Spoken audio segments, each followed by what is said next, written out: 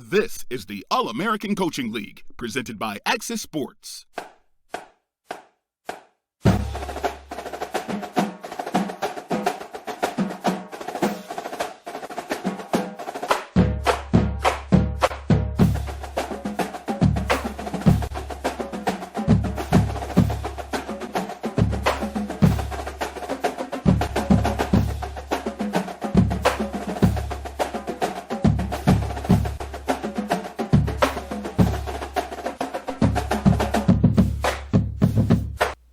What's up, party people of the AACL, the All-American Coaching League, brought to you by Axis Sports. What's going on this Monday night?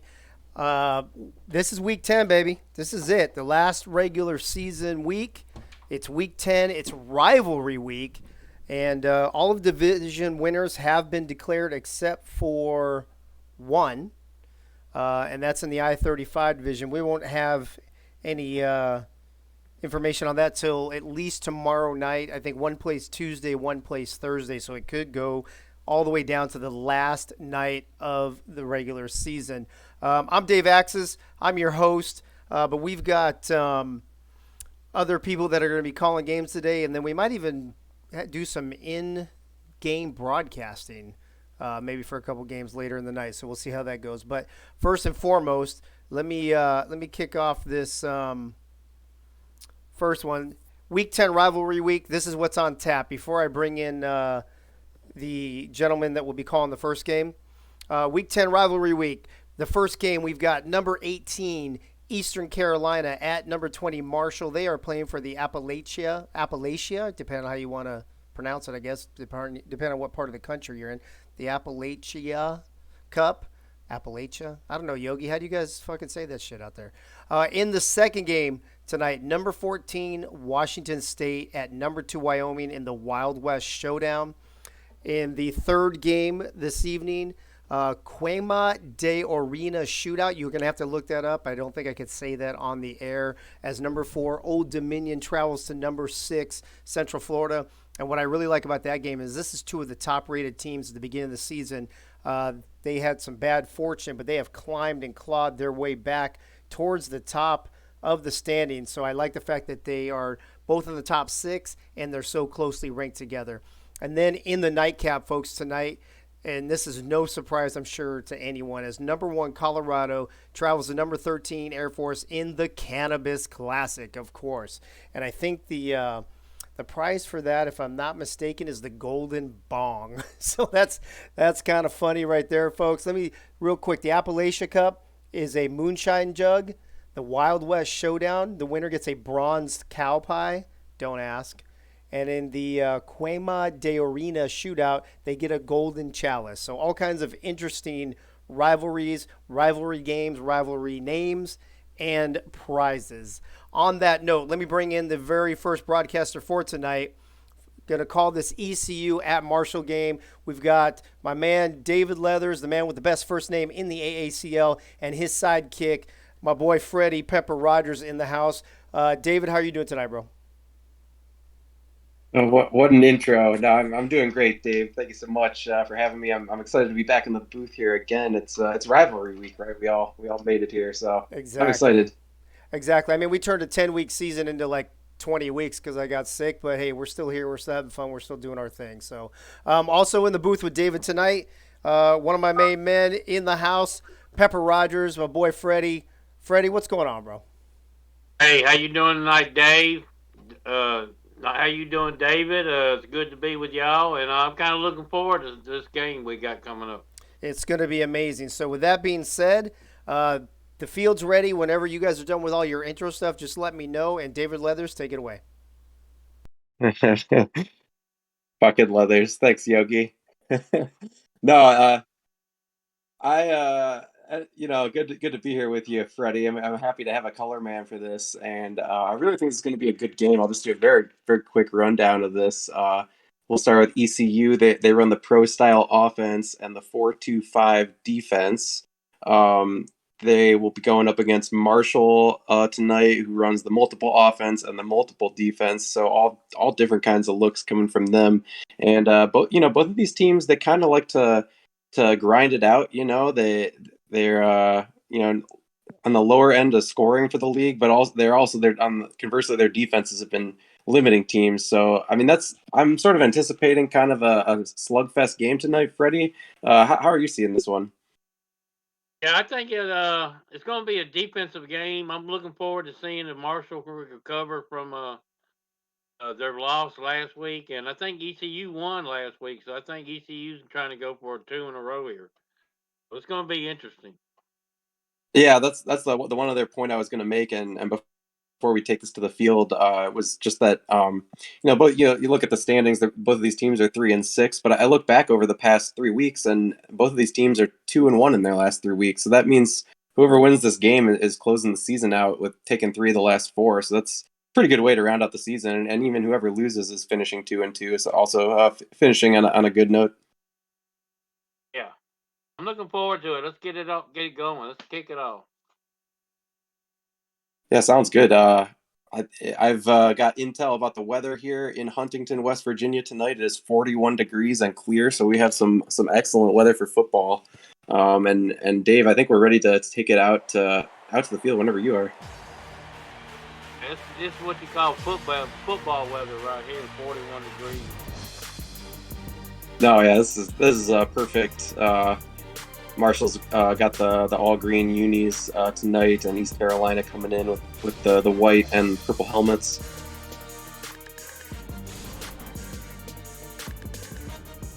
Yeah, one other note I have here about this: these two teams actually were Conference USA rivals in real life for some time, and East Carolina leads the all-time series 11-5 in real life. So their AACL counterparts will be looking to put another win in that column. Yeah, they're no stranger to one another. Definitely not. No, certainly not. Looks like East Carolina is going to get the ball first, and here we go. Kickoff is away. Oh, AACL trivia question. Who played in the very first ever rivalry game in the AACL? Would it be Marshall and East Carolina? I would say so. We are here calling it, and couldn't be more excited. I really do think this is going to be a good competitive game tonight. So East Carolina starting with a run orgasm with the 8-yard rush. Yeah, it was a pretty strong rush there. He knocked 2 tacklers off him there. Yeah, I think they'll look to get him involved probably early and often as they go to doggy styles here. Going backwards there just for a yard and sets up a 3rd and 3 here for the Pirates.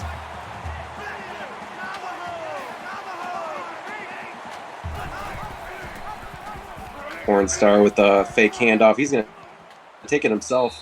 Pick up a good amount of yard. 19-yard carry there, Freddie. That was a good run. He pulled that ball out just in time because that corner went after that defensive back.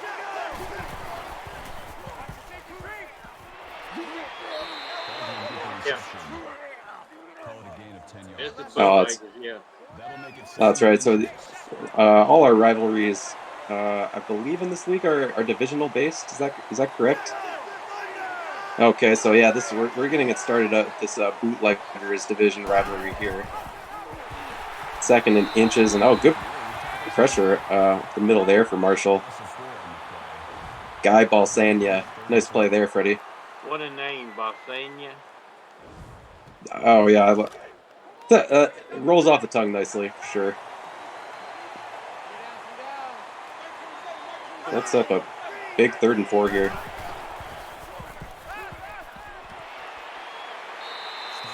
Completion, doggy styles picking it up for them, keeping the drive alive for the Pirates.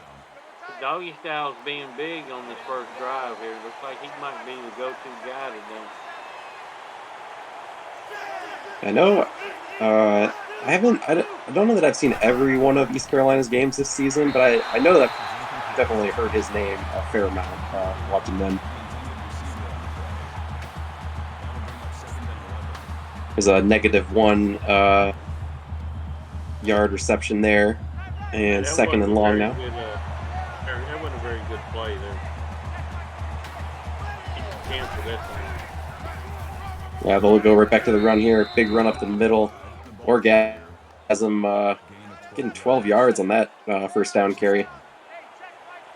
The Pirates are moving the chains. They're doing good on this first drive. Yeah, stringing together first downs. It's definitely what they're going to have to do in this game. Here's another first down. Personal foul, face mask, defense.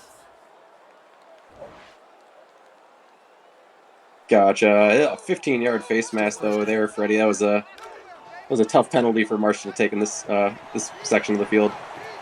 Yeah, that wasn't a very good penalty right there. Looks like Pirates are going to capitalize on this first drive. They're going to pitch it out to the right. John Day not able to get much there. Just back to the line of scrimmage. Second and goal now. It'd be good for Marshall to hold him to a field goal.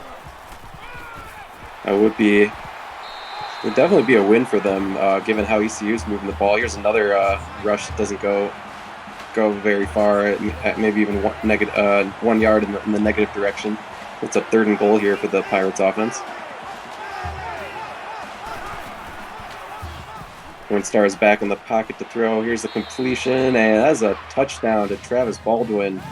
They paid it off there. Nice drive for these Pirates. Yeah, that was a good drive for the Pirates. Marshall had a chance to hold them to 3, but they failed on it. So let's see what Marshall's offense can do. I think Bodacious is the running back, if I'm not mistaken. I believe that's right, and we'll see kind of what sort of strategy the Marshall offense wants to use, if they're going to be looking to sort of control the clock, or if they want to move quick today. As I said, both of these offenses have not produced a ton of points necessarily, but you never know. Week to week, people might change their game plans up in this league. So that remains to be seen. Nice return there to get the drive started, though. Almost out to the 30-yard line, it looks like. That was dangerous. Yeah, almost disaster there on the first play for Andy Dake. Lucky Pirates didn't pick that one off. 2nd and 10 now for the Thundering Herd. Here's out to Bubba Dacious, Freddie, but going the wrong direction. 6-yard loss there. It wasn't a very good play. That corner was all over him. He almost got in there, get an interception, be a pick 6. You've seen it in this league before. Yeah, many times. That's a great point, and a couple throws that they've sort of forced so far. So we'll see what they do here on 3rd and long. We're gonna bomb it deep, and nice completion. 28 yards to one-handed. Great play there, Freddie. Yeah, that was a beautiful pass. Put it right in there. I remember one-handed was up for Player of the Week. Can't remember if it was last week or 2 ago, but he's definitely had a couple nice games this season. There's another completion right back to one-handed. Another 18-yard game there. It looks like he's their go-to guy. For sure, yeah, he's a solid receiver for them. Here's a fake handoff, and Andy Dake's going to take off running. Big, another 18-yard gain. They're just putting together back-to-back huge plays here, Freddie. This is the Marshall team we saw like 2 weeks ago, 3 weeks ago. Control the clock, and look at this. Yeah, right up. Where this team was last week. Another first down. We're seeing, like as I said, those flashes of the team that finishing the season out better than they sort of began it, with two wins in their last 3 games. And here Andy Dake runs it in for a touchdown, so they answer right back, Freddie. What a drive! Yeah, he could have drove his truck through that hole. Yeah, because some excellent blocking there by the Marshall offensive line, and just really nice drive overall. You see, it only took 49 seconds off the clock. That was fast. I kind of got a feeling we're going to have a back and forth game No, I was predicting low scoring, but so far, I mean, these offenses, 2 drives, 2 touchdowns. I'd be happy to be proven wrong. We like points in this league for sure. So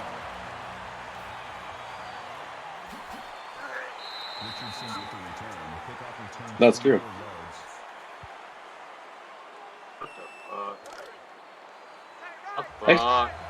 Extra point is up and good though, and yeah, we got a tie ball game here, 7 apiece. Here's East Carolina getting their drive started. Doggy styles, nice 15-yard reception.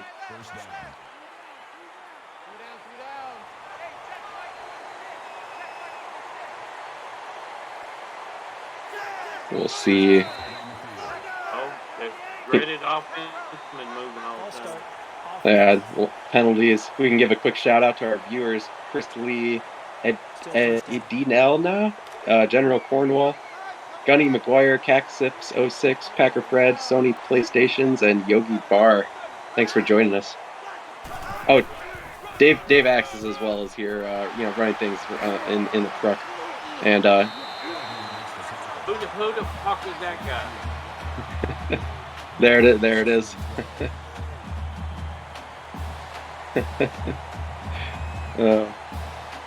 Back to the game. We got 2nd and 12 here for East Carolina Pirates.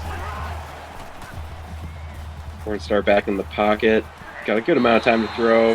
Just a little short completion there. Freddie sets up 3rd and long. I like when they throw with the vibrator for Pirates. He's a big guy and he can make good yardage after the kick. Yes, sir. They got to get a vibrator into this action. And, there's a dangerous pass. Adam Waters almost coming away with a pick right there. That's a good stop by the Marshall defense. Yeah, they definitely needed it after giving up a touchdown that first drive of the game. Nice stop for sure, and they'll get the ball back here.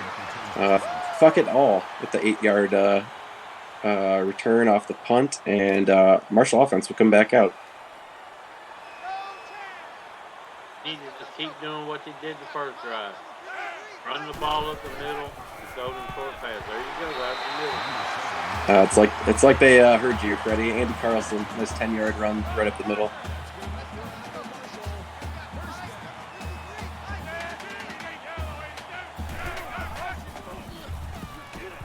There's Dake back in the pocket. Toss it over the middle here. And right back to Andy Carlson. Another solid play, 7-yard reception. I think Marshall's done found them in a hurry-up offense here. They got Pirates on the heels. Yeah, they are moving quick. This will probably be the last play of the first quarter, and that play's not going anywhere. It'll give us a big 3rd and 2 on the other side. This it's definitely a real life rivalry as well as AACL rivalry, so that's fun. We love this. We love the symmetry of that. All right, sounds good. Big play here, obviously. Marshall needing this first down. They're not going to get it, Freddie. Pressure from ECU right there. Julius Tremblay. The Pirates read that play. They shut the running back down, and the other guy took the quarterback out. They had nowhere to go with it. Yeah, it looked like they were really just anticipating where that was going to go and read it perfectly. So, a couple touchdowns for these teams and then a couple stops. Still have a 7-7 ball game here. Oh, look out. Almost busted that one, Freddie, but still picked up 12 yards off the return. East Carolina will start with the ball. Looks like 37-yard line or so. Here's a run out to the right side. Orgasm, nice gain there, 7 yards. Yeah, he's having a pretty good game, 5.8 yards per kick. That's pretty good so far. Yeah, definitely. Nice start on the ground for him and East Carolina. Dropping back in the pocket. Here's a little short pass and deflected by Marcus Newby. Nice play there and sets up another 3rd down here. Sounds good. Can Marshall get this stop, or is East Carolina going to get it? They read it perfectly, Freddie. I think after the first two drives, both defenses have kind of woken up, and now to make some adjustments on the offensive side now. Yeah, definitely. And, I'd say if you're looking at this season, from a macro sort of level, I mean, both of these teams' defenses have really been their strength. And we're definitely seeing that here. There's playmakers on both of these defenses. We'll see which offense can make the best adjustments here in the second quarter. Absolutely. Here's Andy Dake going to take off running. Nice little play right there. He was able to push forward and pick up maybe an additional yard or two. He mixed a little pass in, though, I think. Here's another run. Broken tackle. Nice play. Wow, what a run, Freddie. 20 yards and a couple of broken tackles as well. That's bodacious. Yeah, Dacious is a strong runner, and I think that was the first time. Well, I know the first time he ran the ball. Here's Dake taking off. Big gain. Is he going to be gone? They'll just track him down, but that was a huge pickup, Freddie.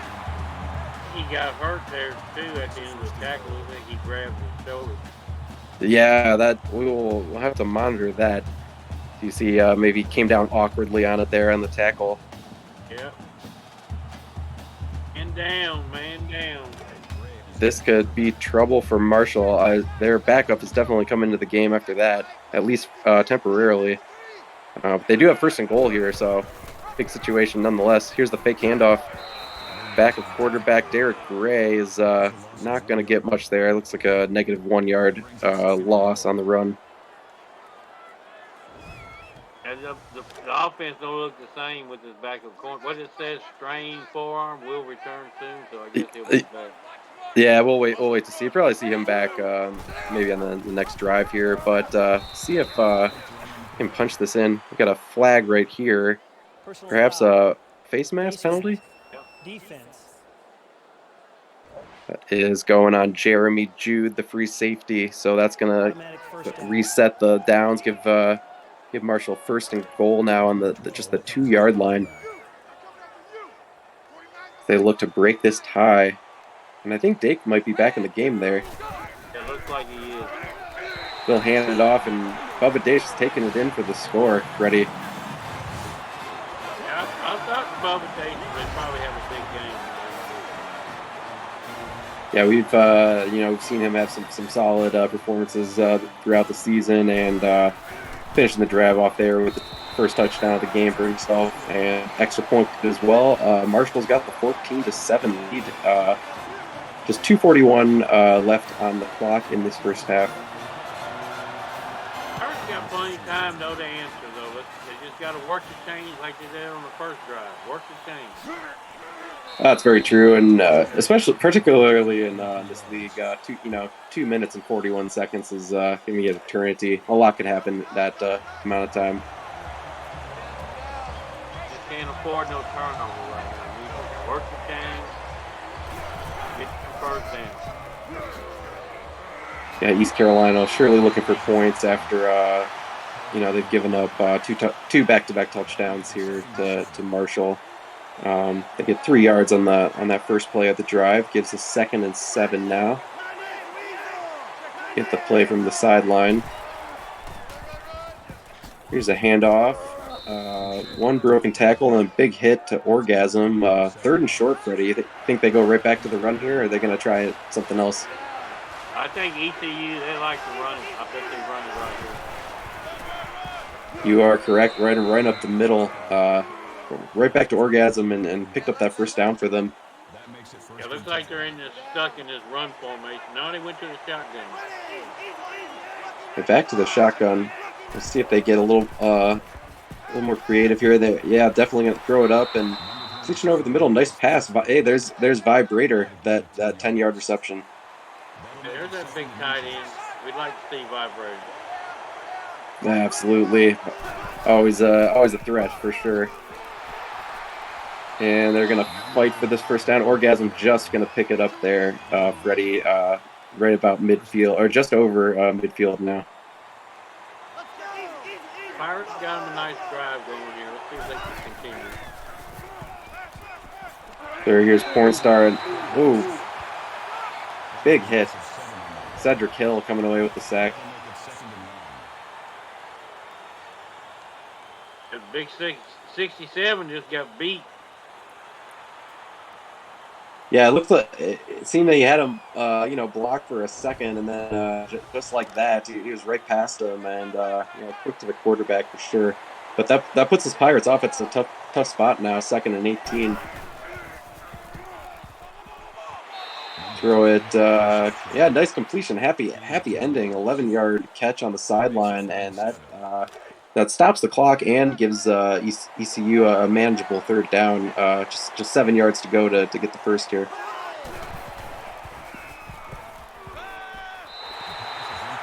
Pornstar throwing that one out of bounds, so that's not going to do it for them. And they'll be punting this back, Freddie. So another nice stop by the Marshall defense. Yeah, they ate some clock up though, so it's just a shame they couldn't get no point.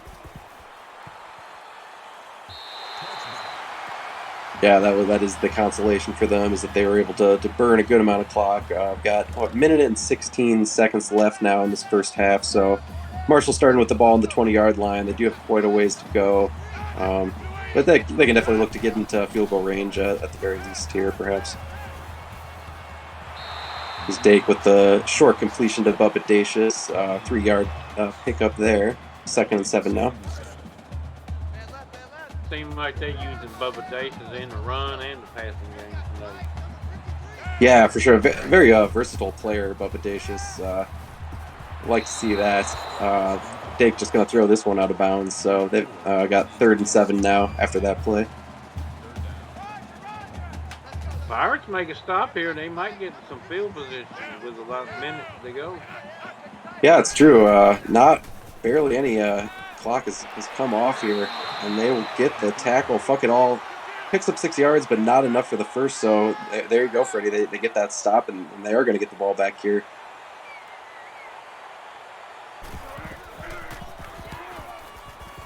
Punt is away. Fielded about the 30.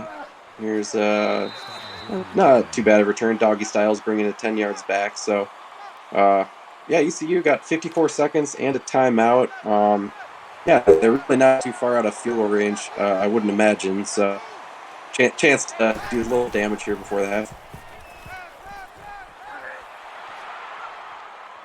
Oh, nice. Wow, multiple broken tackles by Vibrator on that play. He'll get the first down, which stops the clock momentarily. 48 seconds left now. Pornstar back in the pocket. Deep throw. Oh, huge completion. Breaks the tackle. Doggy Styles. What a play, Freddie. 48-yard touchdown. He got behind them corners and it was over with. Pornstar dropped it right in there on him. Yeah, that was a great pass, and what a route, and the broken tackle as well. Really just an all-around great play. And after that, extra point, ECU's tied it up 14-14. 42 seconds remaining here in this first half.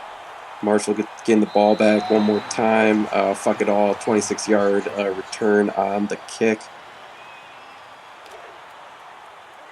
We'll see how aggressive they want to be here, Freddie. If they're content with this sort of tie score, they're gonna 5 wide. Looks like they're gonna try and be throwing this. Be careful and don't throw it interception. Right. Just like that. Yeah, that was the safe 6-yard pass there. I believe they used a timeout as well. And here's another pass over the middle to fuck it all. 11-yard catch. They'll use their second timeout. Still got some time to get field goal. Yeah, most definitely. Here's an incomplete pass. That it will stop the clock though, so not too bad of outcome there. They really don't want to turn this over though on their end of the field for ECU whoever is going to score next is going to take the lead, so it's going to be big. 11-yard completion to Trevor Andrews, and that will stop the clock. 23 seconds left now. Marshall's looking to move this quickly. Here's Dake back in the pocket. Just skipping that one to him, Freddie. Yeah, it looks like his receivers were covered well, so he had to kind of get rid of, dump it off. Yeah, for sure. That's great point. Good coverage by the Pirates secondary there. There's more good protection for Dake. It's going to complete a short pass to Rocks off. And time is ticking off, though, Freddie. I don't know if they're going to burn the timeout or is this going to be it? 3, 2, 1.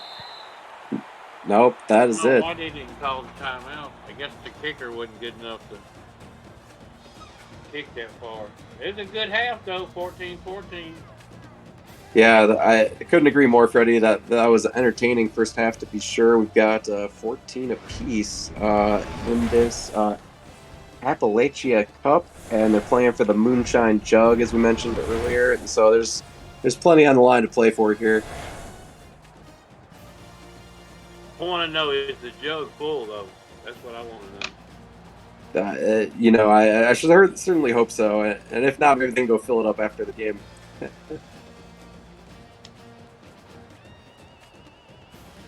Nice. Yeah, we saw the big hit there. There's the deep 40-plus yard touchdown reception.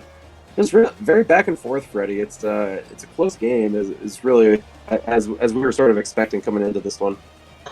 But look at the big time of difference. So that's what's surprising. Yeah, big, huge 607 to just 353 for Marshall. They had that quick drive, so that was maybe part of that. But and the yardage is like pretty close too, right? It's 186 to 198, I believe. So very comparable in terms of that. Marshall running it more, ECU's passing it more. No turnovers too, so it's a clean game by both halves. Most definitely, yeah, it's been clean game. Really not. I think there were a couple penalties, but really not too many penalties either. So this has been entertaining here in Huntington, and it was Marshall getting the ball to starts off in the second half here.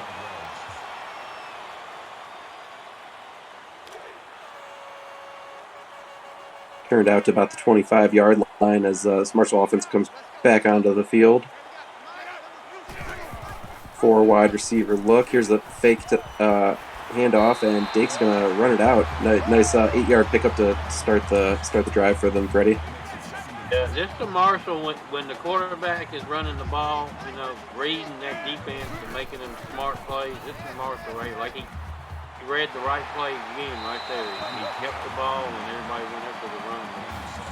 Yeah, he's doing a great job selling those. You see, he's got 90 yards rushing on just 9 attempts now, so he's having a solid day on the ground, in his own right. We'll give it to Bubba Dacius here. Not much there, -1, and Bubba Dacius is down. Maybe another injury, perhaps. Yeah, Bubba. Yeah, get well soon, Bubba. I hope to see him back out there, but we will monitor that as we go. Here's Dake. Sounds. Yeah, big play there by Marcus Hall, 11 yards, but like you said, big stop to bring up this 3rd and inches situation. Marshall will be looking to pick this up at just over midfield, and Dake right up. Another nice run by Dake, Freddie, 6 yards and the first down. Yeah, that was a good first down, and this is week 10. This is the last week of the season, and all we got left is bowl game. Yeah, that's right. So we'll have tonight and then 2 more nights this week of this week, and then we've got our round of bowl games, as Freddie said, after that, and after that we'll sort of be into the off season here in the AACL. Here's a deep pass though, almost a big play. I think the ECU defender popped that out, Freddie. Some nice defense there.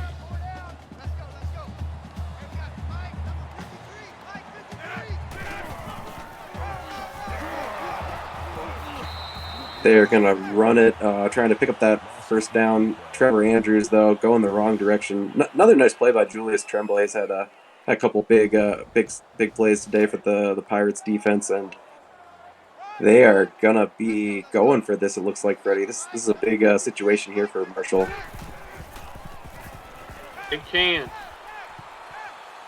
Dake with a lot of time to throw. Here's a completion. He's not going to get it. Bobby Galloway picked up 3 yards, but not enough for the first. So big stop by the Pirates, and they're going to give the ball back to their offense with great field position. A good defensive stand by the Pirates. Now let's see if their offense can take advantage of it. This is the time where you need to try to take advantage and move ahead just a little. Yeah, absolutely. Orgasm getting the drive started with 3 yards up the middle. 2nd and 7 now, about the 40-yard line for East Carolina. They take the play from the sidelines. Here's Pornstar. Oh, nice completion. Receiver found the open area right there, Freddie, and yeah, doggy styles coming up on close to 100 yards now on the game.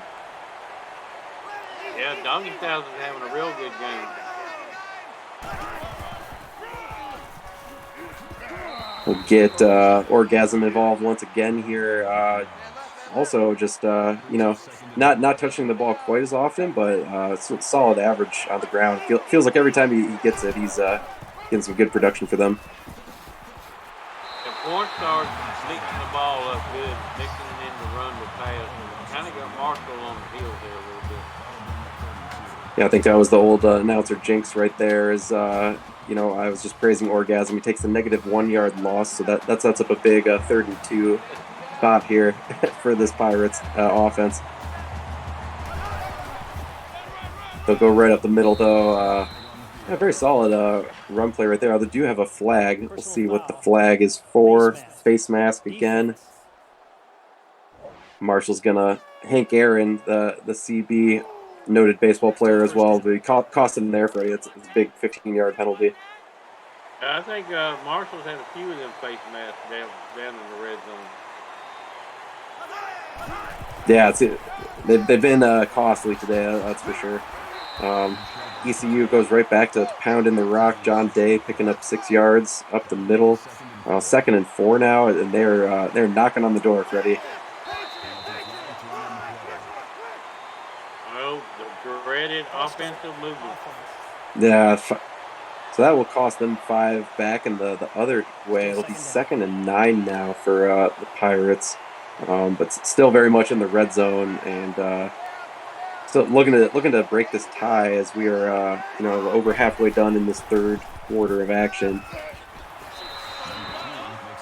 Nice completion there to happy ending. Yeah, that offensive 5 yard always kills your momentum when you've got like 2nd and 2. Now you got 2nd and 8. Yep, here's the fake handoff. Pornstar just cruising in, Freddie. It looked like he wasn't even running that hard. He just kind of coasted in. It was a good drive by the Pirates. Yeah, that was a very much needed touchdown to sort of break the deadlock we were in. Extra point is up and good, and that will give us a 21-14 East Carolina advantage. Just 90 seconds left here in the 3rd quarter.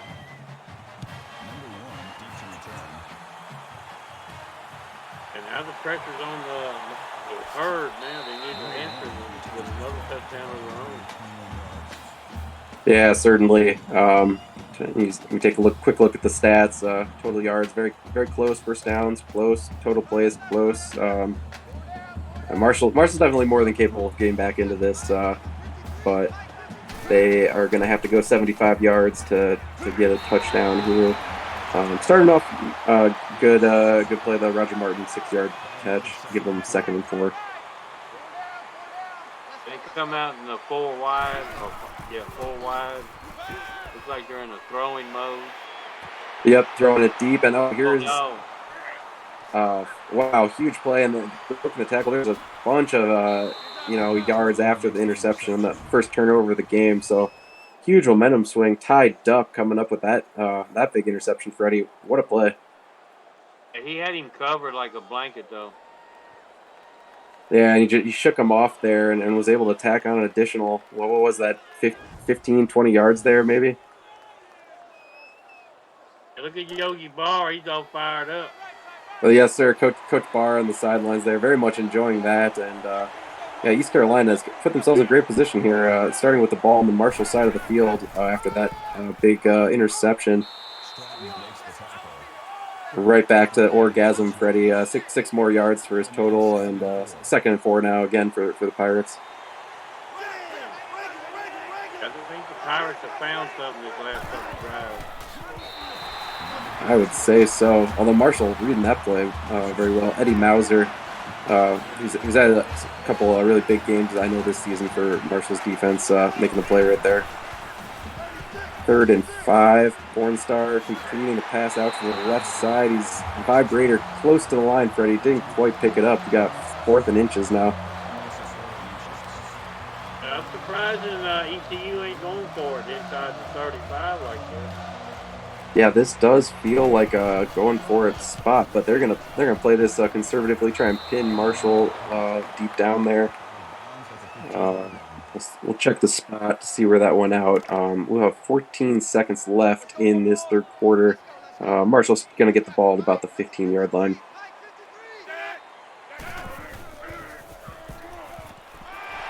Here's Dake completing the pass. I believe that is pocket ball. He's having a nice game, Freddie. 15-yard catch, and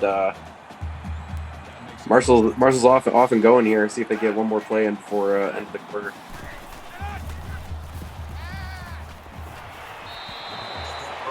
No mistake. Well, we get one more play. Yeah, even one more after that as the incomplete pass stops the clock. So this will be the final play of this quarter. Get those 69 typing fingers warmed up here. Andy Dake breaking the tackle though, but now he's going to get sacked, Freddie. 3-yard sack, and that'll do it for the 3rd quarter. So yeah, please do put your 69s in chat as we do in this AACL league. We've got just 5 minutes left to go in this Appalachia Cup rivalry. East Carolina looking to hold on to their 7-point advantage over Marshall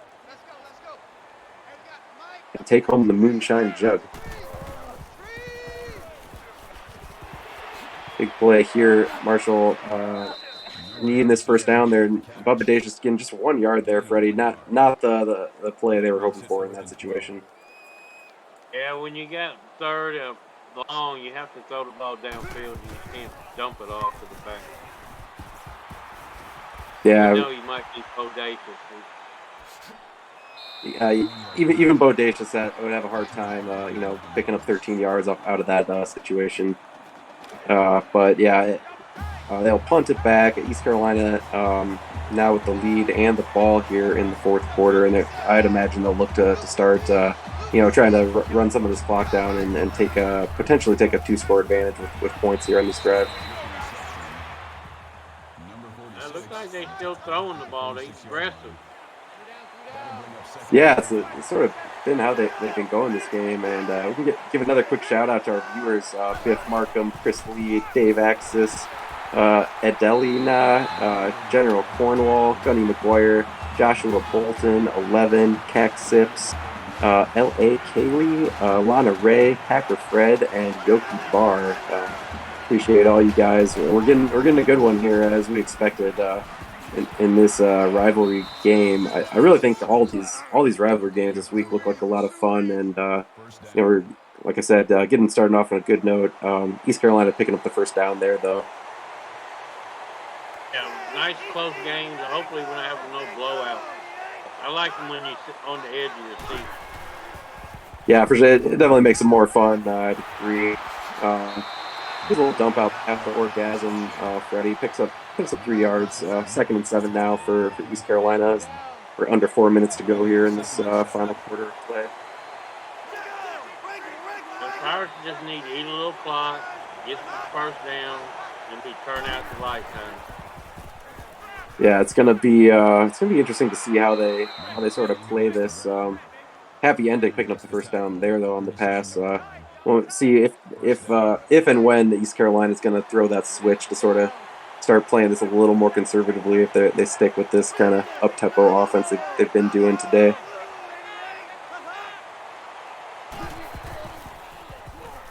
and start back in the pocket. Another sort of swing pass, and Orgasm going the wrong way that time. 2 yards in the opposite direction. It'll bring up second and long for East Carolina. Pretty good hit there by number, was it 53? Or no, 39. Yeah, he definitely laid the wood on him there. Second and 12 now. We look to see how will East Carolina approach this situation. Maybe now, Freddie. Is this the clock burning time? Yeah, definitely time. That's some clock. Even though you got second and 12, they're going to probably run it hopefully up the middle. Yeah, provided Marshall will sort of keep those timeouts in their back pocket, East Carolina could burn a substantial amount of clock right here, depending on how it plays out, of course. John Day picking up 7 yards on the carry, though.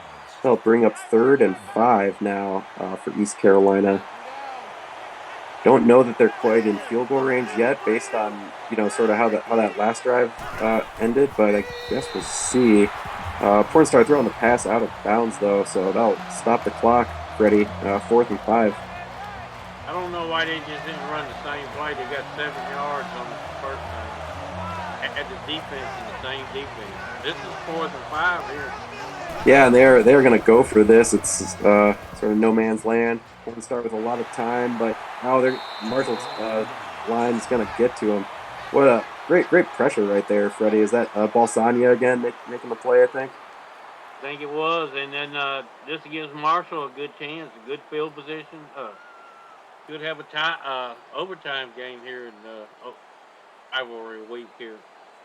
Yeah, that overtime is absolutely on the table right now. Marshall's defense coming up with another nice stop. Keep giving their offense the chance to tie this thing up. Just a little over 2 minutes to go here in this 4th quarter.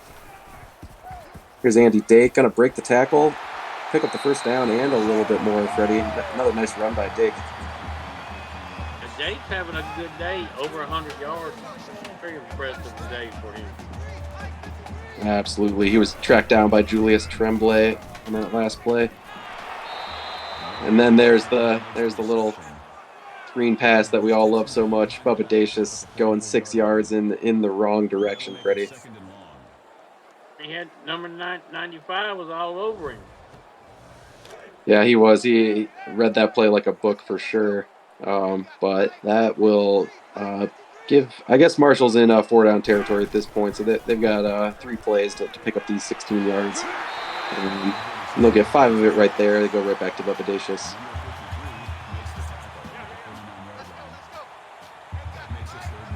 Third and 11 now for Marshall. They've got a 4 wide receiver set. Here's Dake back in the pocket. They're going to once again throw the little screen pass. At least going in the positive direction that time, Freddie, but only 3 yards, and that puts them in a tough 4th and 8 spot here.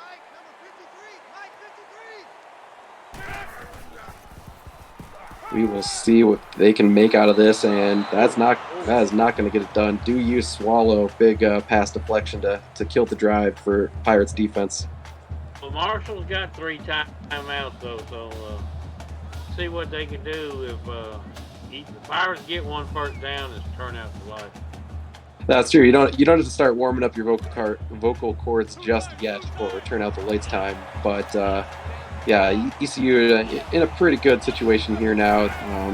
I'm sure they're going to look to run this ball at this point of the game. They'll do just that. Orgasm picking up 7 yards, and Marshall burning their first timeout.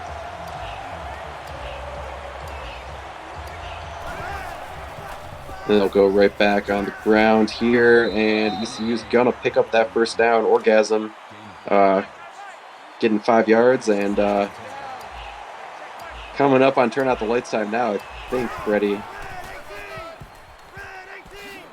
Here's a run out to the left side. Not able to get out of bounds, so Marshall's going to burn that last time out. Call a timeout or he got out of bounds? Yeah, I think that, Marshall has no timeouts left.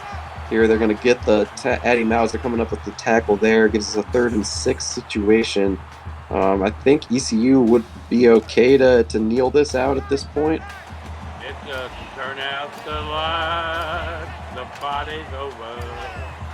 They say that all the things must end.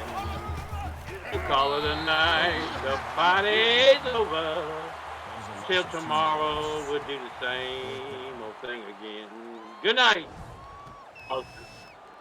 Yes, good night, Marshall fans. I think they put up a good fight in this game for sure. But hey, what can you say? ECU, they came out with a good game plan and made some good adjustments as well in that second half to pull out this victory, Freddie. This was a good game by the Pirates. They won 2 in a row. They got something to look forward to going into their bowl game.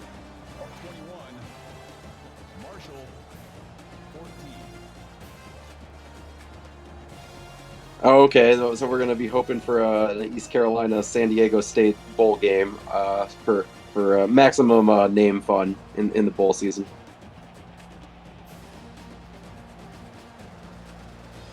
Okay, so if you are in the business, San Diego State playing,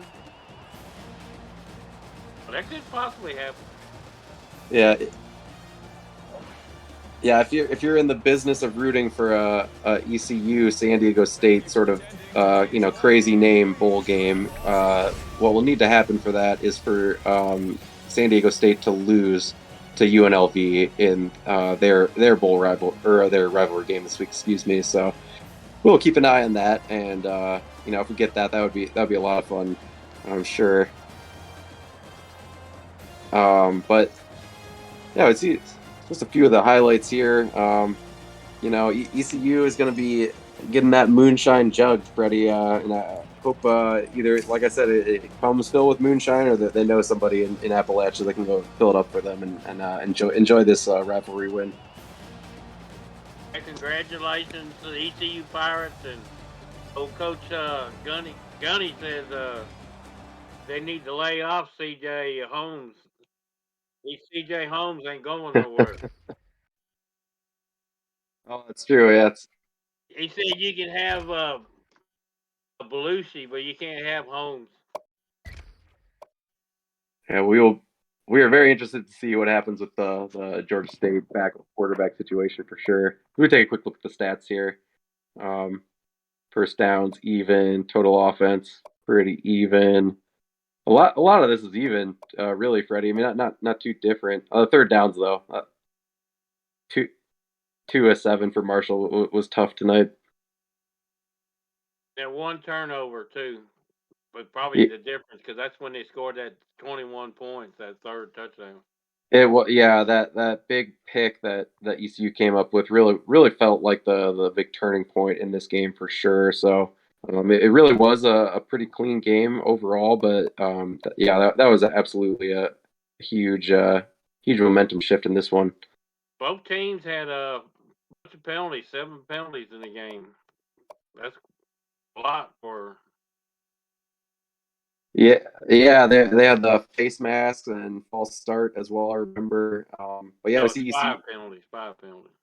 Yeah, 5 total penalties, and ECU had the advantage in time of possession. Look at Marshall's stats here. Andy Dake, didn't do too much through the air, but he was really more of the ground attack quarterback in this one.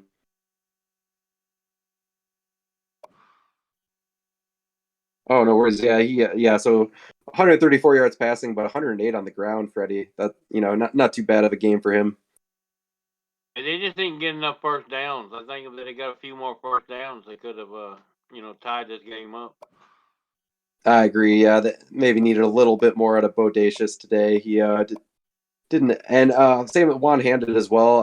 We've seen him have like really bigger performances than he did tonight. So they probably did not quite get it as much out of their kind of like go-to guys on offense as they would have hoped, but they did do a decent job spreading the ball around. Anyways, you can see they had quite a few receivers there getting catches.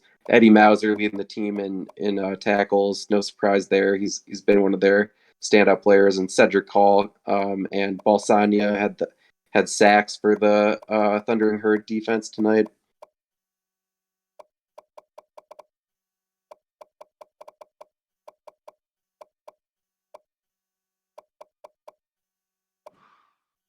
I see in the chat that porn star is going off to make movies after this. So, talent on the football field and off, I guess, Freddie. And yeah, here's porn star's stats in the night. Pretty solid game passing for him. Close to 200 yards, a couple touchdowns, and 81% completion percentage. That's solid. It was a very solid game for Porn Star. I think it was one of his better games of the year. Yeah, I'd have to imagine so. Orgasm got the ball 20 times, close to a 4-yard average there. Felt like every time he was, picking up first downs for them though. Like he's getting like timely yardage.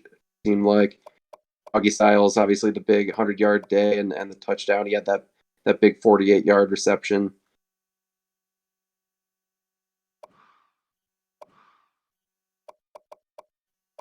Do You Swallow led the team in tackles. Mike Hudson had the sack. And I know they obviously had that interception. I was tied up coming up with that interception and then the 27-yard return off of it as well. So I'd imagine he would potentially be in line for a game ball tonight. G-Spot. Defense played well for the Pirates today. Well deserved. They all get a game ball. Yeah, so the whole defense really, I think you could make a case for taking the game ball home. Yes, that will do it from the field here in Huntington, West Virginia. I think we'll take this to the post game. Yeah, Freddie, I don't know if you have any last thoughts on that one. I mean, as I stated earlier, East Carolina is closing out the regular season, taking 3 wins in their last 4 games. So that's very solid end of the season for them, and even Marshall. They go 2-2 in their final 4 games. So, but both teams, closing out this season, better than they started at least, which I think that's all you can ask for. Well, yeah, as a bootleggers, and I'm in the bootleggers, so all the games have been pretty close. So I wasn't surprised it was only a 1-score game, and Marshall gave them a good run, and both teams got something to work forward till next year. Yeah, Still got the bowl game. I take that back. Oh, that's true. Yeah, we're definitely looking forward to those bowl games. So we'll wait and see where these teams end up and who they end up taking on in the polls. That'll be a lot of fun. Few players of the game though, but both QBs taking it, tied up. Obviously, really had the defensive play of the night. In my opinion, with that big pick, and Cedric Hill had a solid night on the line for Marshall with 4 tackles, 2 tackles for loss, and a sack. And Andy Dake had a good game. Yeah, definitely had a good game today. Just that 1 turnover.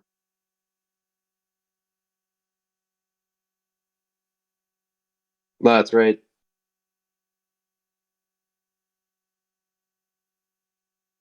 I am here, sir. Oh, Yeah. we did. Yeah, I think we touched on these guys. You want us to talk about the next game?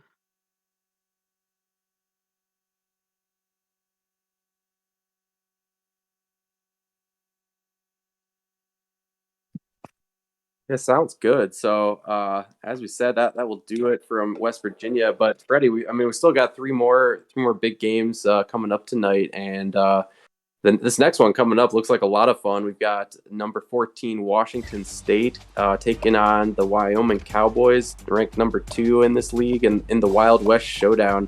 What are your thoughts going into that one? I'm certainly gonna be watching all these, but this one looks like a lot of fun to watch. Yeah, this is definitely going to be interesting. With Wyoming being number 2, they've already clinched. They're in the top 4, the final 4. But hopefully they don't have a letdown and Western Michigan sneak up on them and could drop them down in the polls a little bit and give them a first seeding in the top 4. So it's going to be interesting to see how Wyoming comes If they're going to be conservative or if they're going to come out gunning like Wyoming, we know. That's a very good point. I mean, this could be a potential sort of letdown, look ahead spot for the Cowboys, having already kind of gotten into that Final Four, and I'm sure Washington State, coming in with the 4-5 record, they're looking to put a sort of exclamation point on the end of their regular season. And what better way to do that than getting a win on the road against the number 2 team in the league? So I'm sure they're going to be coming into this one motivated for sure. But yeah, that I'll absolutely be looking forward to this and the Old Dominion UCF later. That two teams in the top 6. That'll be fun, and of course the Cannabis Classic tonight out in Colorado and Air Force. Looks like a close matchup and another fun one. So I think I might that might be it for me tonight. Freddie, any last thoughts?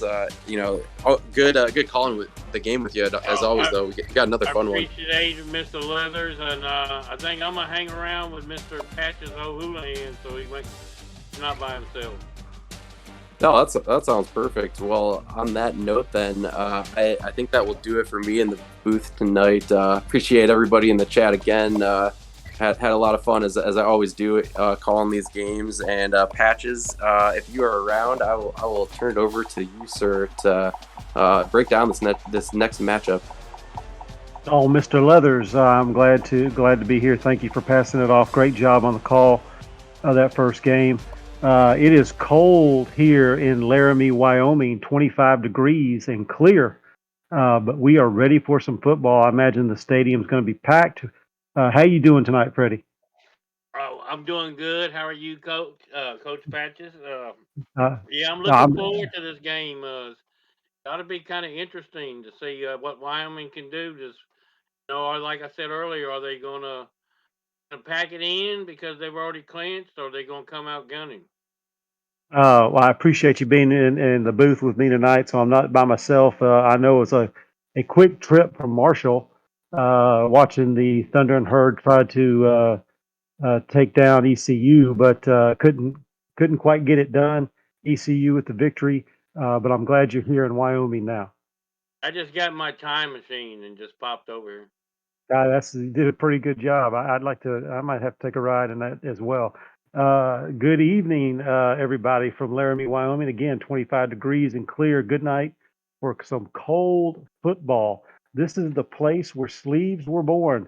And this is the site of the Wild West Showdown, where the number 2 Wyoming Cowboys will take on Washington State Cougars, number 14 overall.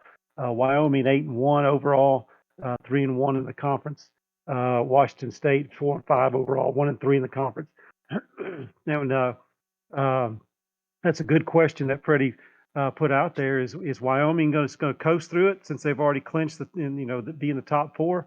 Or are they going to come out firing and try to take Washington State down? Washington State coming out with a run balanced attack, a 4-3 multiple defense. Their offense led by quarterback Lynn Deshawn, halfback Jamirius Tactheatrix, and wide receiver Warren Munn is leading the offense.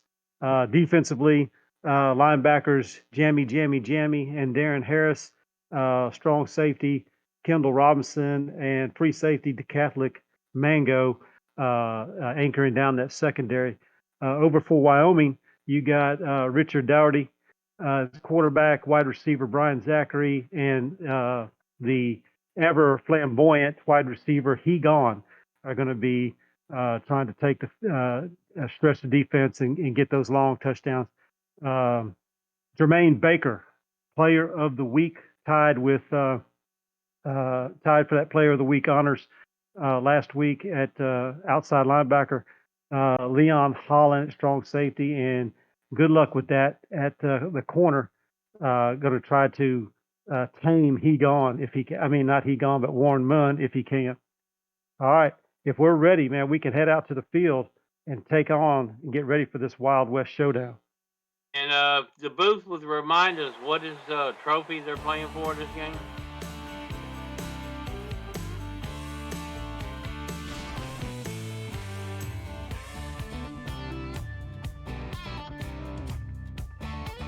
All right, the Wild West Showdown here in Laramie, Wyoming, between Washington State University and Wyoming is going to be. They're going to be playing for the bronzed cow pie, the first ever cow pie award that has been bronzed, I believe, to my knowledge.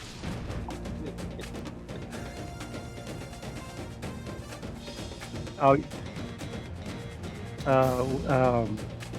the bronzed cow pie idea came from none other Cliff Allen.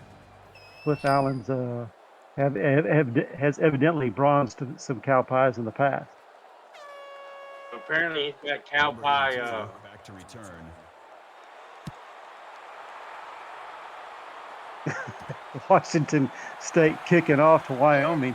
It's going to be a decent return just past the 20 by Hegon, 22-yard return.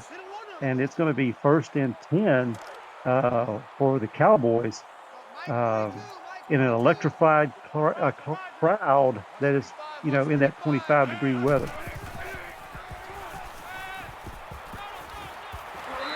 All right, dump the Robert Stokes with a 3-yard reception, getting things started. And, of course, as we've seen in many of these games, tempo run by the offense. Got 3 down linemen on Washington State.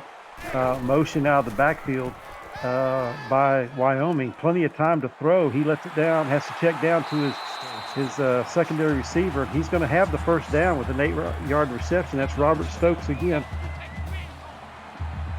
And Washington State defense needs to put a little pressure on the quarterback. They're giving him too much time. They got 3 down linemen and only sending 3, and that's giving him plenty of time. You got 3 offensive linemen not even blocking anybody. He still has a bunch of time. He gone with his first reception of 5 yards, and again, Wyoming in tempo. Washington State's only going to play with 3 linemen. This is going to be a long day because Wyoming's just going to eat them alive. Then in the back, out of the backfield in motion, he's into the flats. He's going to go down to the bottom of the field. Another completion to Brian Zachary for a 12-yard reception. And the 2 receivers that I mentioned at the start of the game have both had their first receptions back-to-back plays. Now I see a 4-down lineman, 4-man rush. 4 down linemen, got a little pressure on him, but he's able to get away to Robert Stokes for another 3-yard completion, 2nd and 7. And Wyoming is doing what they do and just methodically moving down the field. Getting the play from the sidelines. He's going to take the snap, a little bit of pressure up the middle, but able to get away for another first down. Brian Zachary with his 2nd reception. So Wyoming moving this game, just getting them first down. Go plenty of time, gets it off. Dangerous pass though, but Hegon comes down with it with a 6-yard reception, his 2nd one of the evening for 11 yards, and Doherty is 7 for 7. 2 receivers top, 2 receivers at the bottom, 1 back to his right in the backfield. He's going to have to scramble around. He's going to avoid 1. He gets rid of it. And what a catch by Donald Harris, a 17-yard reception. And it's going to be 1st and 10 inside the red zone, just inside the 15-yard line. How was he able to get away with that? I mean, the catch, but what about the throw? It looks like he was doing a 360 or something. Donald Harris again with an 11-yard reception, 1st and goal on the 4-yard line. And Richard Daugherty is 9 for 9, 75-yard passing already. Got trips to the bottom of the screen, single receiver up top. He's going to scramble. He gets it away. Oh, no. Oh, no. When he is throwing an interception in the end zone. I had to check it there for a minute. It looked like he was trying to throw it away, and his receiver tried to catch it, tipped it back to the defense, and that was number 5 with the reception. I'll have to get that name later. Now it's going to be Washington State ball at the 20-yard line. Handoff to the halfback, Tech Theatrix, with a 1st down run, a gain of 13, and it's going to be 1st and 10 there at the 33-yard line. Under center with the I formation, and he gets it downfield for a completion for a 17-yard gain to J.D. Butler. I believe that's the tight end with his first catch. It was kind of quarterbacks making some crazy passes this game here. Yeah, their body's all out of whack, but they're still able to get it down the field. Here's another handoff to Tactheatrix, and it's going to be stopped for a 2-yard loss.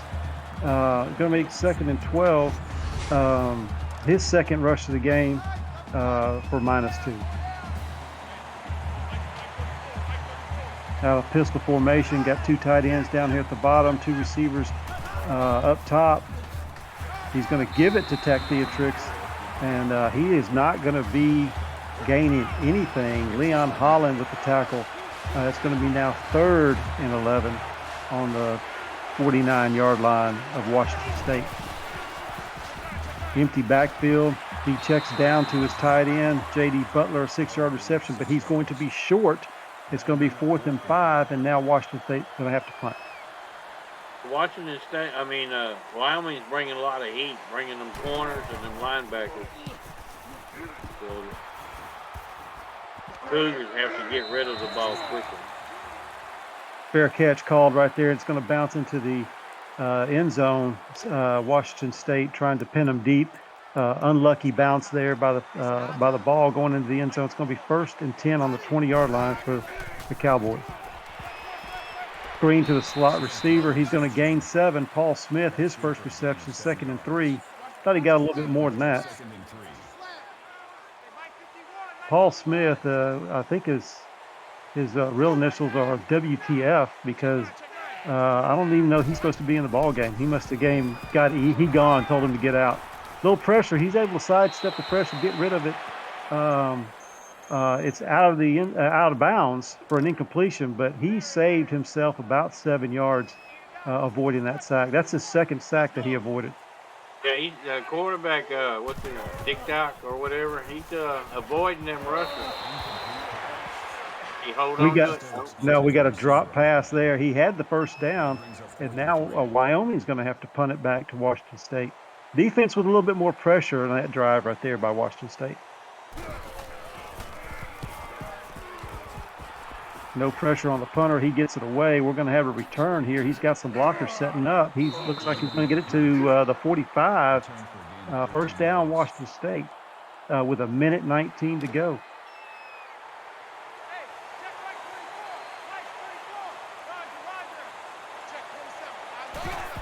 Then Deshaun's going to hand it off to Tactheatrix, but he's going to gain 5. It's going to be 2nd down and 5. Good run there to start off that drive. The Cougars need a few first downs here. He's going to pitch it. He's able to break a tackle there, get the first down. That's Dominic Carter with his first rush, getting the first down inside Wyoming territory with 59 seconds to go. Play action pass. He's now going to throw it to Dominic Carter for a 4-yard reception. And the backup running back, it seems like, is getting involved here with the last 2 plays. He's going to pitch it again to Dominic Carter. He's got another nice run. He's going to step out of bounds around the 27-yard line, a 15-yard rush for Carter. And he seems to be the focal point of this drive here. Again, same formation, 2 backs in the backfield. He's play action pass, dump it off to the slot receiver. He's going to get it down for a first down. There's Jason Holland, his first reception of the game. And it's going to be 1st and 10 on the 16. It looks like the Cougars done found a little something out of this formation here. Oh, he got on it pretty quick, and he couldn't get the pitch, but it looks like we have a flag down, personal foul, face mask on Wyoming, and that's going to move them closer to the goal line. It's going to be 1st and goal now. It was Brock Payne, 2 penalty was on. Brock Payne with the penalty.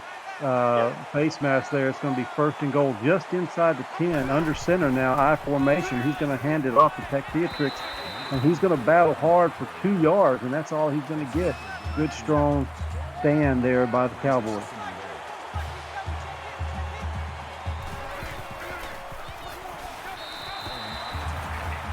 Tactheatrix now is going to get the ball, and he's going to be stopped for a loss of 1, putting them back 3rd down just at the 10-yard line, just about where they started right there on first down. Now he's going to have to go empty backfield.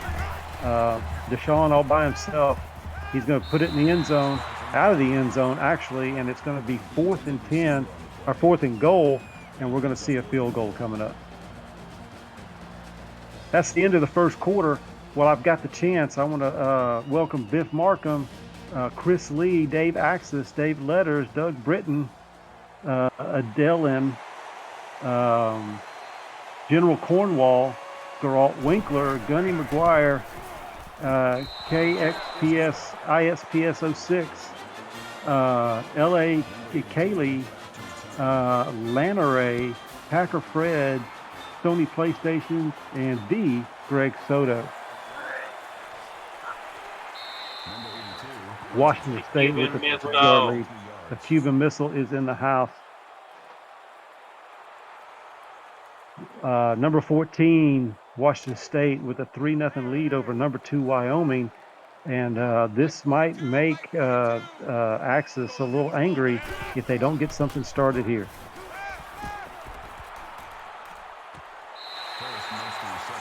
Going to get it to Donald Harris for a 15-yard reception, and this is kind of what the first drive looked like. If he, can keep the ball protected and not put it in the hands of any guy wearing a white jersey.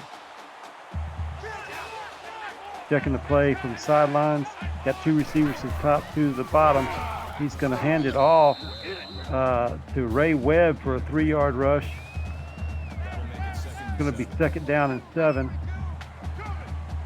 And like a lot of these teams going tempo, now we got trips to the top, single receiver down here at the bottom. Looks like a little bump coverage.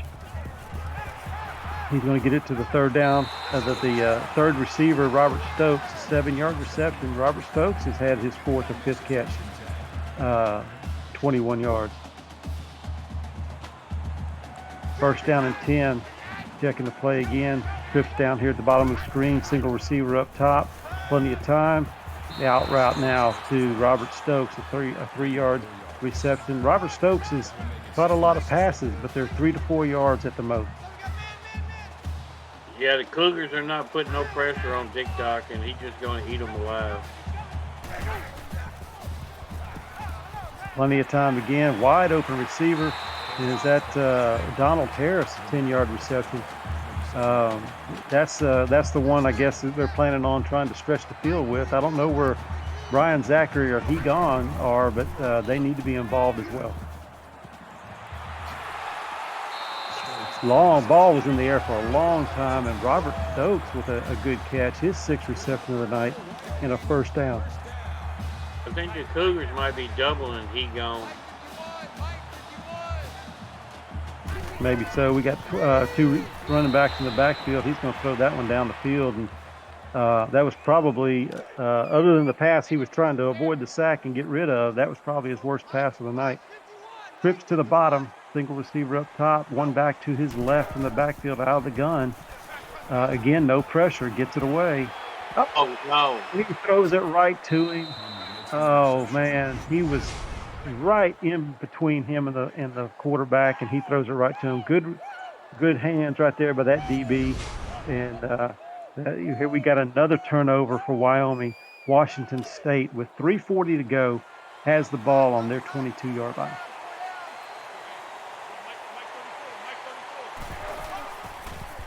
All right, we have an injury update. Robert Stokes has some back spasms, but he will return soon. Tech Theatrix with his 7th rush of the evening. It's unusual for TikTok to throw interceptions. That's 2 of them this game. Yeah, I think the first one, though, Freddie, I think he was just trying to get rid of it, and his receiver jumped up, tried to make a good play, and was able to not able to hang on to it, and tipped it to one of the Washington State guys.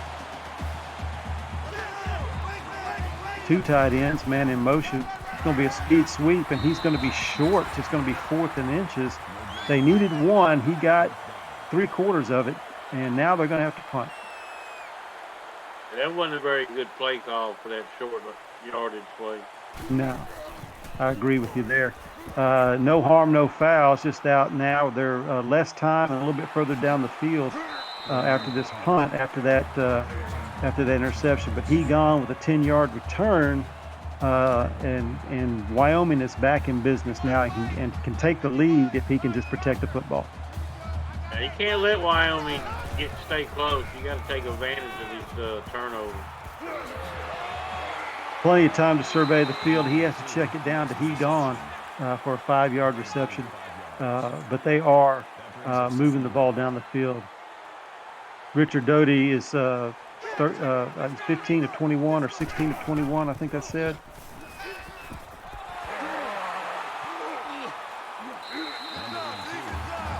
I was going to ask because I didn't think I was saying it right.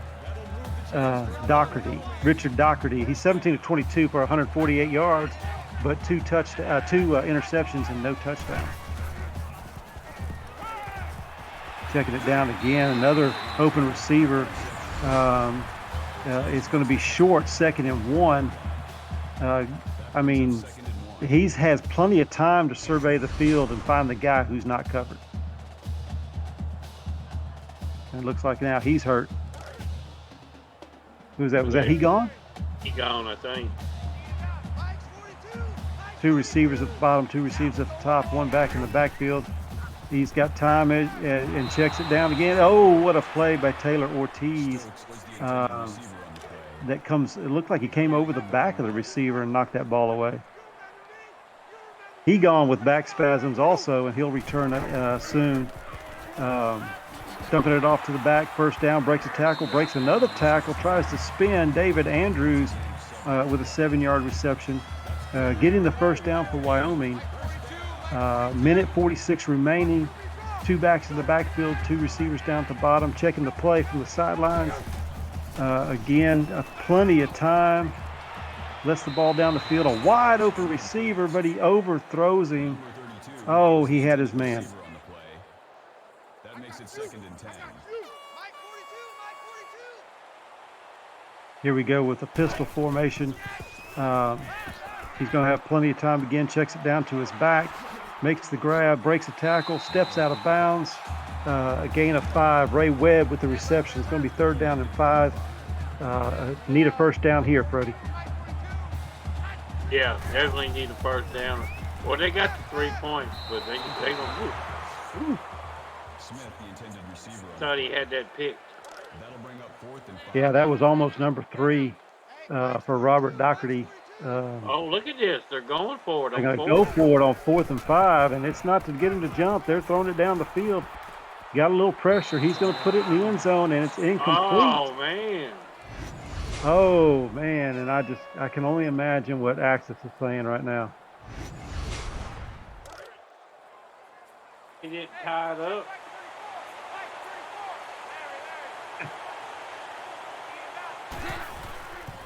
I will not repeat the messages from the chat, but I can see Dave Axis is not happy. Number 20 on the tackle at the 33-yard line.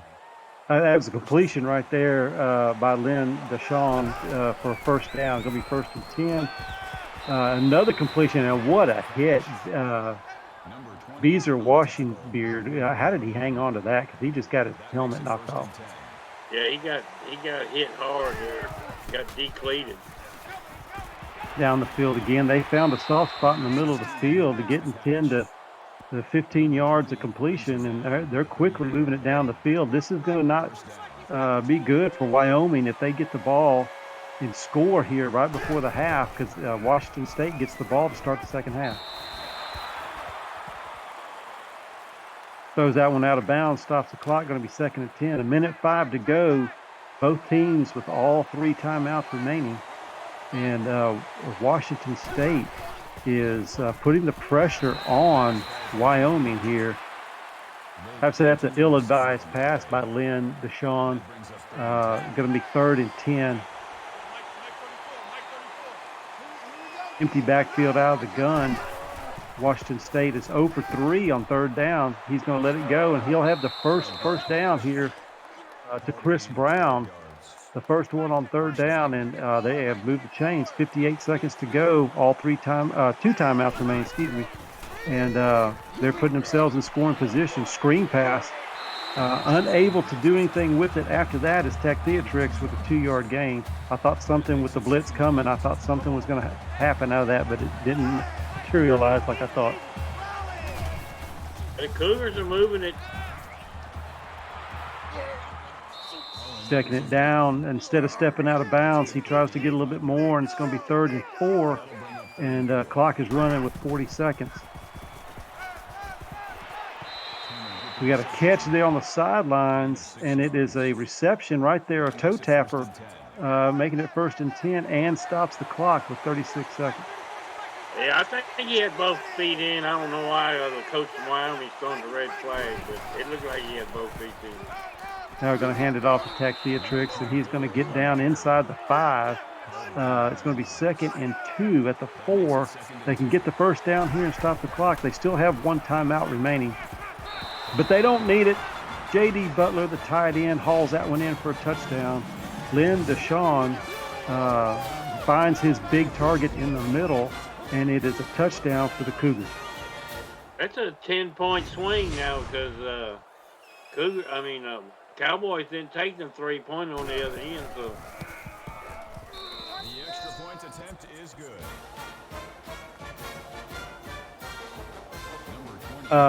This ain't Houston. It's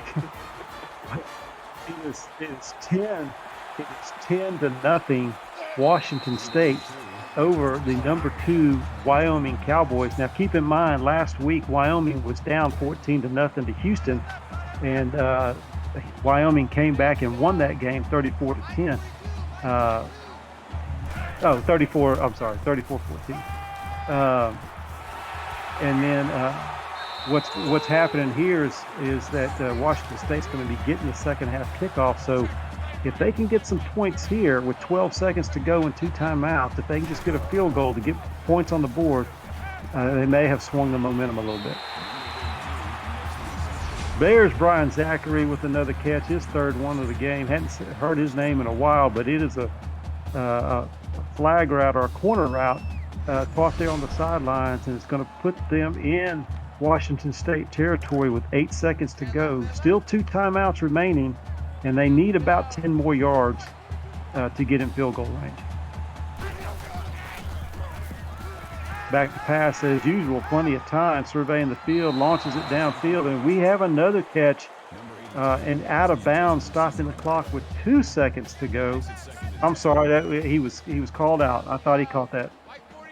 2nd and 10. Now we're going to have to throw it to the end zone.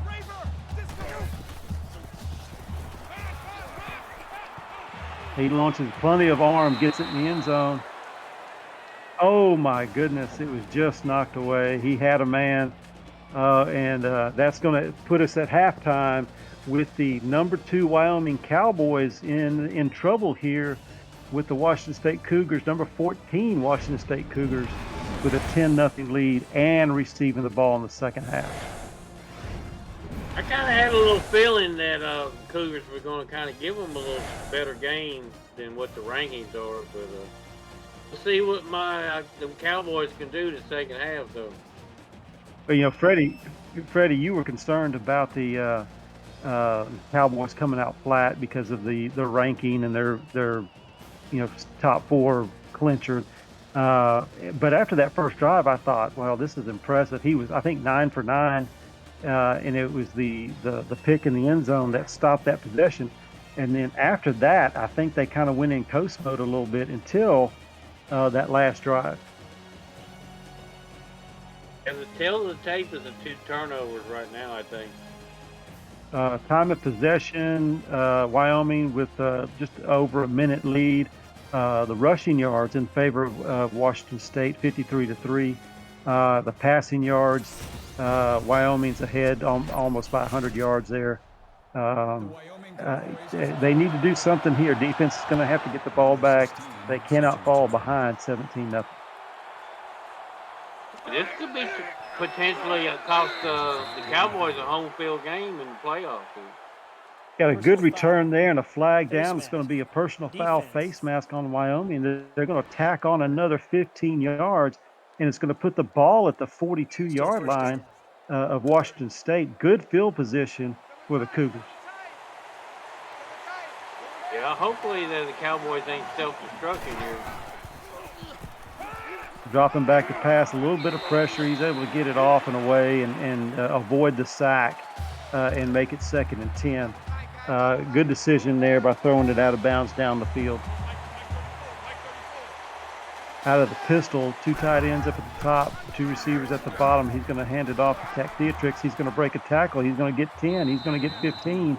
And he's going to get almost 20 there with an 18-yard gain and puts them in Wyoming territory.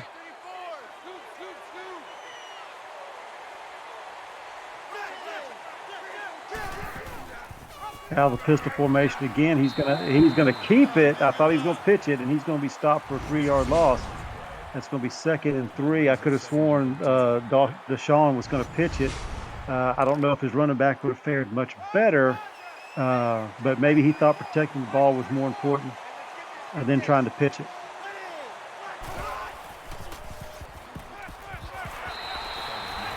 Getting the ball away to Dominic Carter. It's going to be a gain of 2. Looks like Carter shaking up a little bit after his 2nd reception of the game. 3rd and 11, Cougars. Under center, dropping back to pass, a little blitz. He gets it away. He's going to have the 1st down. He breaks the tackles. 21-yard reception to Jason Holland, his 2nd reception of the night, and it's going to be 1st and 10 at the 20 of Wyoming. I don't see how that guy caught the ball. That defense was all over there. I know they found a soft spot right there in the middle, just behind the backers and in front of the safety, and they're taking advantage of it, getting 10 to 15 every catch. Because they're blitzing, their blitz is getting caught up there. There's a 2-yard reception to Jason Holland. Going to be 2nd and goal from the 5.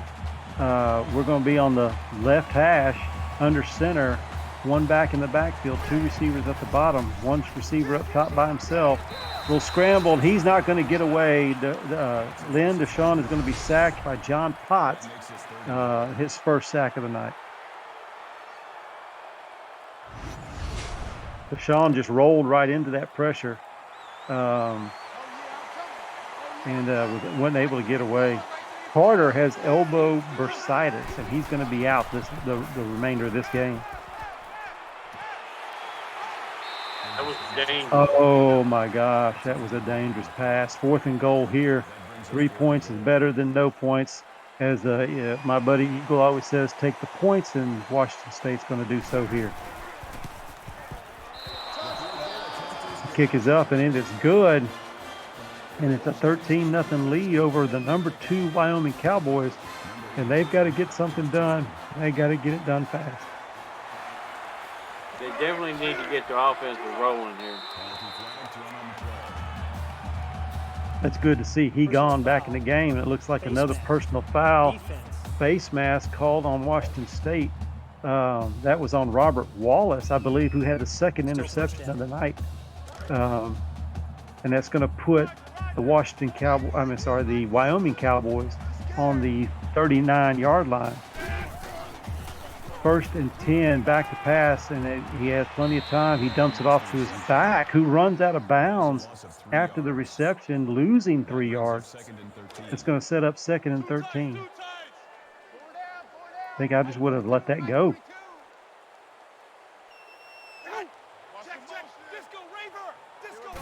Checking the play to a different play. He's still got plenty of time. Has his man. It's going to be a 1st down. Good catch by Donald Harris, a 15-yard reception. 1st and 10, just inside Washington State territory, right there on the bucking bronco of the Wyoming Cowboys. Doherty with another pass. It's going to be dropped. 2nd and 10. I didn't catch that. I think that was Gone that dropped it.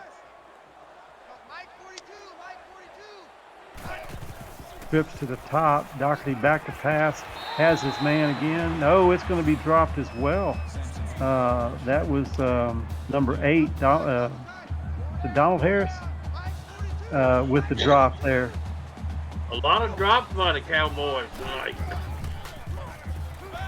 A little pressure now. He gets it away, and it's going to be knocked away by Jammy. first good play of the night.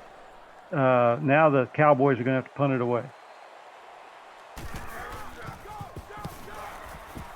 Gets it off with no pressure. They're going to let it roll into the end zone. Can't pin them deep. It's going to be 1st and 10 from the Washington State 20. The number 14 Cougars ahead of the number 2 Cowboys 13-0 here with 2:30 to play in the third quarter. Hand off to Texiatrix. He's going to be hauled down for no gain. 2nd and 10. Looked like it could have been a horse collar call there.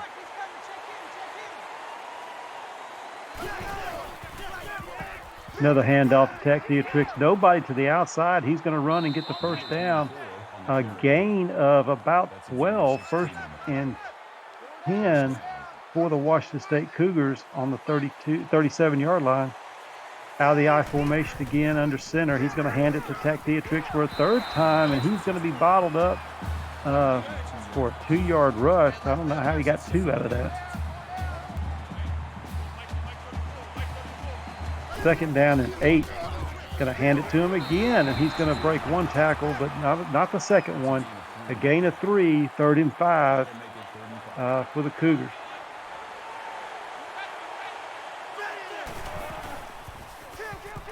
A lot of pressure. Nobody there underneath. They sent 3, it looked like. Texiatrix with a 12-yard reception. That's his 5th touch of the ball in a row. And they're taking a chance of getting him hurt. He read here. the blitz perfectly. Them guys come blitzing in. There was nobody there. Texiatrix with another touch of the ball. 7-yard reception, 2nd and 3. They almost got to him that time, Freddie, with the blitz. Yeah, they're coming with them heavy, but they're also getting burned by it. Sending 2 there. They're going to hand off. This is not Texiatrix. This is Patrick Darby with a 16-yard rush of his fresh legs. That's his first carry of the night. 1st down, Washington State. I think Washington State found something on that off tackle. Plenty of time, held up pretty good. He could he's eating his lunch back there, but he almost throws it into an interception, into that triple coverage. I guess he didn't see that safety coming over. Now we're going to be 2nd and 10, empty backfield shotgun.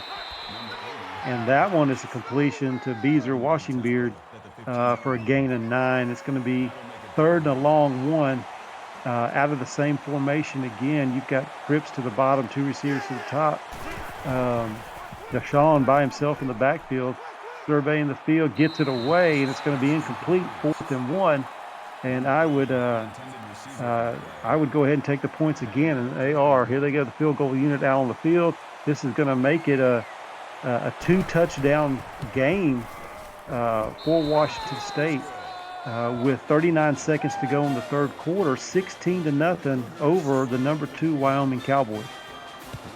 The Cowboys' offense hasn't really shown nothing this game either, so they better wake up real quick. I don't think Danny John's everything turned out the lights on the Cowboys. Personal foul. And another flag on a kickoff return, and it's another face mask that's going to tack on 15. It's going to put the Cowboys on their own 41-yard line. It's going to be 1st and 10. They've had good field position, just haven't been able to do anything with it. That first drive that we saw, Freddie, was the best drive of the night, but they've been kind of shooting themselves in the foot after that. Another drop pass. So many drop passes. What the? That's got to be. Fuck! That's got to be 3 or 4 drop passes in the last 5 or 6 plays. 2 receivers, top and bottom. He's going to find one in the middle. That's Donald Harris with a 13-yard reception. 6th reception of the night, 81 yards on the night. Doherty out of the gun again, has his back there to protect him, almost throws an interception. That could have been a pick 6, but Brian Zachary's able to come down with it and get a 3-yard gain out of that. Doubles to the top and the bottom, back in the backfield, plenty of time. Again, over the middle, he gone with a 6-yard reception. It's going to be 3rd down and 1. to the fourth. And here we are into the third quarter. The number 14 Washington State Cougars ahead 16-0 over number 2 Wyoming. Little side note to all you Wyoming fans, I was born in Cheyenne, Wyoming. Lived there for 6 months. And when I was 6 months old, my dad got stationed in Japan. Doherty trying to keep it and get it himself, and he's going to be close, but he's going to be short. It's going to be 4th and 1, and they have to go for this. Out of the gun, they need less than a yard. He's going to keep it, pull it. He's going to have the first down, and he's going to... I thought he fumbled the ball there for a second. He's got a gain of 5. It's going to be first and 10 for Wyoming. Freddie, I thought he fumbled the ball there for a second. I almost jumped out of my seat. He's going to get the ball off there and gets close to a first down. That's Robert Stokes. He's back in action. His 7th reception of the night. 2nd down and 2. We got Doherty in the gun, checking the play from the sidelines. Clock is running, 4:23 to go. Down 16. They need a score and they need a touchdown. He gone. Can't get anything done with that short pass. I think I would have called something different, something more down the field. He's gonna keep it. Going to get the first down. And it's a 4-yard rush by Doherty. 1st and 10. Keeping the chains moving. And Doherty now back in gun with his back on his left, trips to the top. A little bit of pressure, not much. And he's going to get it completed to Robert Stokes for an 8-yard reception, 2nd and 2, and they're hurrying up to the line. Oh, they definitely have to hurry. This is, like I said, 2 possessions. They definitely need to get in the end zone here. Then somebody up the middle, he's able to get it away, and it's not going to be close. It's going to be an incomplete.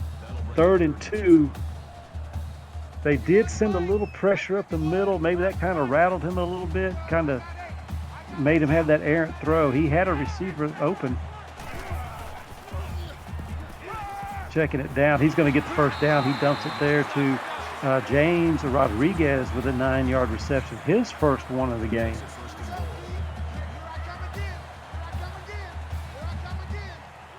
Trips down here to the bottom. Running back to his right, quarterback's right. Single receiver up top. He's going to keep it, and he's going to get close.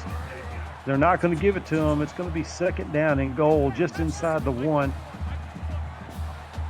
He might have to sell himself out to get across that goal line, get this touchdown, because they need it, and they need it quick. Good pick up there by the back. He's able to get rid of it. Had a man open and doesn't get it to him. It's going to be 3rd and goal. Man, they just cannot get it in there for some reason tonight. Motion across the formation by the tight end. Look for something, a quick flat. He's going to pitch it, and he's going to walk in. David Andrews with his first touchdown of the night. He's going to put Wyoming down by 10 at this point. Extra point coming up. Now they need to go for 2. Oh, and it looks like Doherty is hurt. Damn. That's not going to be good. Doherty took a hit and pitched the ball, but he still took the hit. Now you got to go for 2 with your backup quarterback in the game. He's got a man open in the end zone, and he can't get it to him. It's knocked away. And here we are with 3:10 to go. Washington State with a 10-point lead, and Wyoming's going to have to go onside kick. And it's going to be recovered by Jason Holland of for the Cougars, and it's going to be 1st and 10 in Wyoming territory at the 40-yard line. And now all I think the Cougars need to do is just run the football and run this clock. It's going to be a handoff to Taxiatrix for a gain of 3. And there we go. That's what we're doing here. We're running the clock. Wyoming not calling timeout. 2.5 remaining in the game. Washington State taking their time. They're going to hand it off to Tech Theatrix again for no gain. 3rd down and 6. But again, Wyoming not stopping the clock with their timeout. Got that ace formation, tight end on each side, receiver on each side, one back in the backfield. He's going to snap that ball. He's got plenty of time. He can snap this ball. You're going to run it down 2 minutes.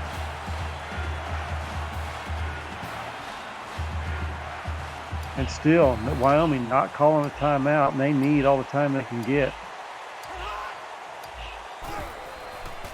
He's going to drop back to pass. He's got plenty of time. He needs to get rid of it, and he does. But what that does is stop the clock for Wyoming. If they're going to throw it, they need to make it something quick, something short.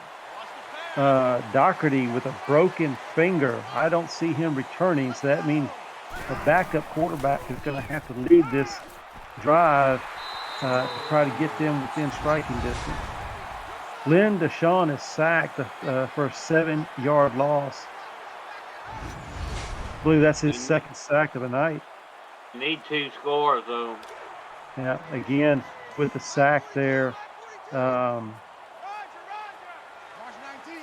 Change of possession, and we've got the shotgun here, and there's the pass over the middle of the field.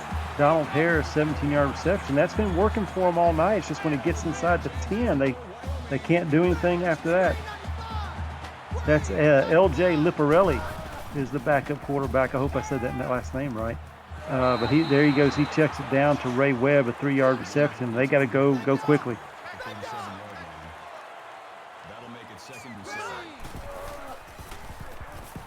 Back to pass again, plenty of time. He gets it to Donald Harris, 14-yard reception, 1st and 10, and they're moving quicker. Will they have enough time? Got 1:10 remaining. They still have all 3 timeouts. Liparelli with plenty of time, dumps it down wide open. Is Ray Webb for a 15-yard reception. And here they are again, Freddie, just inside the 10. And a chance to score, but will they be able to get it in there? Off the goalpost. That's the first time I've seen that. Off the goalpost. Maybe he's trying to throw it through for 3 points. Liparelli going to take the snap. He's going to keep it and get hammered at the 8-yard line for no gain. 3rd and goal. And it's just when they get inside the 10, Freddie, it's like they forget their playbook and they try to get too cute. Plenty of time. Oh, he had a wide open receiver and he misses him. It's going to be 4th down and goal with 50 seconds to go. Unbelievable. This could be turn out the lights time right here. Wide open in the middle of the field, standing at the 2-yard line, and he misses him. Got time. He's going to find his man, and it looks like it's dropped. Let's see the replay on that. Yeah, it was dropped there by number 42 in the end zone. That's not on Liparelli. The lights, the party's over. They say that all good things must end. Call it a night. The party's over. Till tomorrow we do the same old thing again. Good night, Wyoming. A stacked I formation. If he gets there, it is a 1st down right there, and that's going to be ball game. Jack Marius, Tech Theatrix with the 1st down. Wyoming, no timeouts remaining. It is going to be a shocker here in Laramie. The first Wild West showdown between these two teams, and the Washington State Cougars are going to walk away with an upset victory, and the bronze cow pie that was bronzed by Cliff Allen, I guess, at his branch, and they're going to take home that trophy. Unbelievable, Freddie. He'll have that bronze cow pie on his mantle.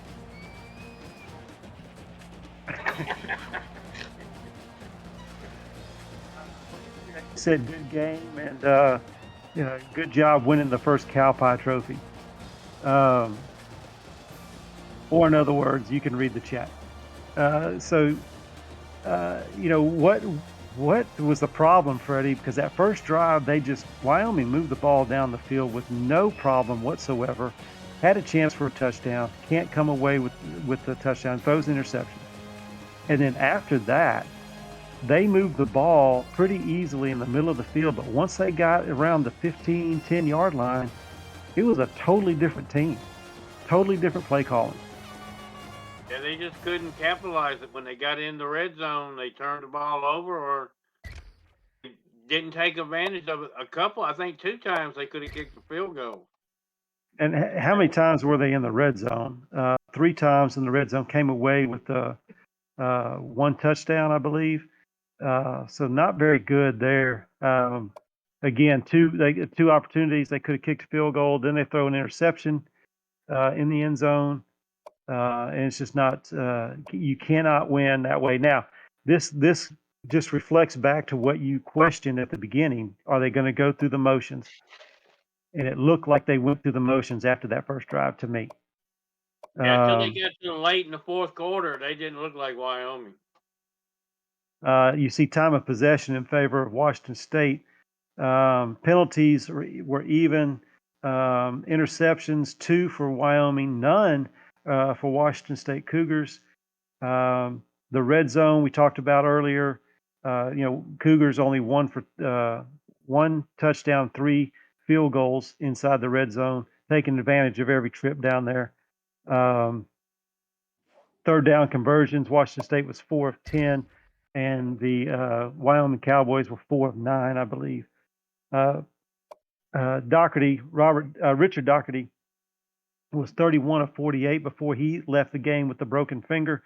258 yards, the 2 interceptions, 1 costly there at that first drive. We're going to hope that he's able to return in time for the bowl game. LJ Liparelli comes in. He goes 4 of 7. Was moving the ball good, and again gets inside the 10 and had some open receivers and couldn't connect right there. This is what's kind of shocking right here is the rushing. Doherty was 4 of 12, and he was the leading rusher for the Cowboys. They only rushed the ball 7 times, and Doherty, matter of fact, got hurt when he pitched the ball on one of his rushes. Donald Harris led, and Robert Stokes, both tied with 8 receptions apiece. Donald Harris led in yards with 112. They moved the football down the field like they needed to. Again, I hate to beat a dead horse, but got inside the 10 and couldn't do anything with it. I'm counting about 7 drops at least right there. 3 by Robert Stokes alone, and then that 1 in the end zone there at the end. Zach McIntosh leading the team in tackles with 8. Also leads the team in tackles for losses. John Potts had the 2 sacks, I believe. Yes, 2 sacks. And then, of course, no turnovers for Wyoming.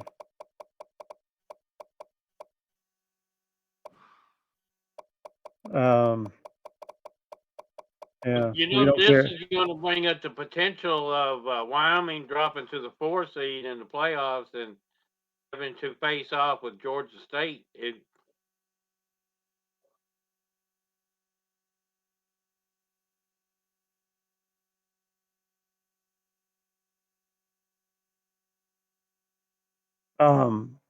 So number 1 has not been decided yet, and with this loss, Wyoming still has a chance to stay right around that number 4 spot. If at worst case scenario, it sounds like. Lynn Deshawn was 20 of 27, protected the ball very well, no turnovers. Even when he was running the football and had a chance to pitch it, he would hold on to it on the fear of possibly turning the ball over. 181 yards and 1 touchdown, quarterback rating of 142.6. Jack Marius Tech Theatrix, 18 rushes for 89 yards, His longest was an 18-yard gain. Broke some tackles. Was able to get the yardage that they needed to. 4 receivers tied the lead for the team with 3 receptions. Tech Theatrix, Butler, Washing Beard, and Holland all had 3 receptions. The receiver I talked about at the beginning, Warren Munn, only had 2 receptions, his longest being 18 yards. Dennis Justice led the team in tackles, had 1 tackle for loss, had 6 total tackles. Trying to see who had the interceptions. Kyle Collins had 1. That was the interception in the end zone. And then there was another one where Matt Conley picked off. He was standing right in front of the receiver, and Doherty threw it right to him, almost hit him right in the 8. Paul Dickoff was 3 for 3. I don't talk much about the kickers, but his 9 points made a difference in this game right here with a 10-point win for Washington State. I think this is probably the lowest output by the Cougars. By the Cowboys this year, only 6 points. Yeah, we'll have to find that out, but I think you're right, Freddie. 6 points by this strong attacking offense, and I just again cannot understand why they can move it from their 20 to the other 10-yard line and not come away with more than 6 points. Washington State had 18 first downs to Wyoming's 21. Rushing yards, Wyoming 16, Washington State 106. Passing yards, breaking the 300 mark with 307, and Washington State with 181. The 2 costly turnovers and the time of possession in favor of the Cougars. Your players of the game, wide receiver Donald Harris of Wyoming for the offense, 8 receptions, 112 yards. John Potts, I figured it would be, with his 2 sacks, 5 tackles. Paul Dickoff gets his player of the game because of the 3 field goals and his extra point, which was the difference in the game. And cornerback Kyle Collins with his interception in the end zone, stopping that first drive of the night. Only comes away with 2 tackles, but a very, very important interception there on that first drive, setting the tone for the rest of the game.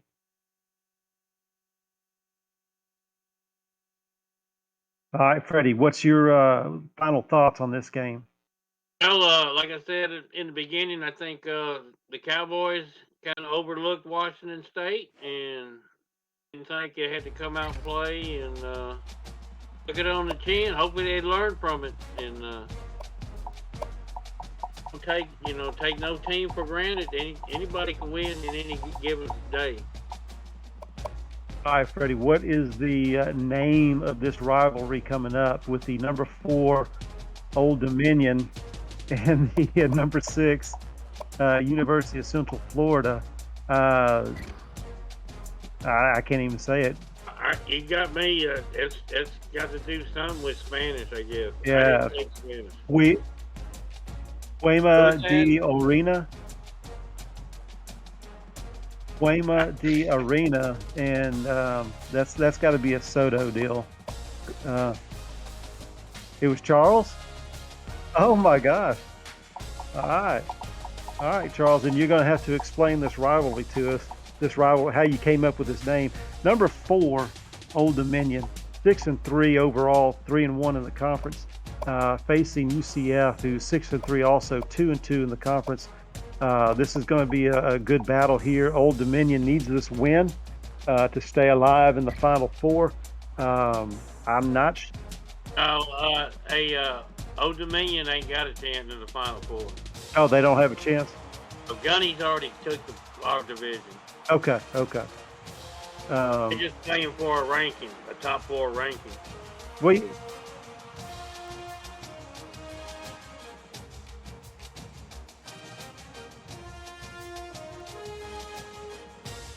Okay. So Kansas and who's the other team that you said? Kansas and Houston? Whoever wins that whoever wins the I-35 division will be the number 4 seed. So that means Wyoming would be no worse than number 3, correct? All right. Does UCF have a chance to get in the? No. Okay. No, it's Georgia State, Akron, Wyoming, and the winner between the last game of Indiana. Okay. It looks like either Akron's going to play Wyoming in Akron. Gunny beats me, stays number 1. And the Bulldogs of Louisiana Tech have to beat the Jayhawks.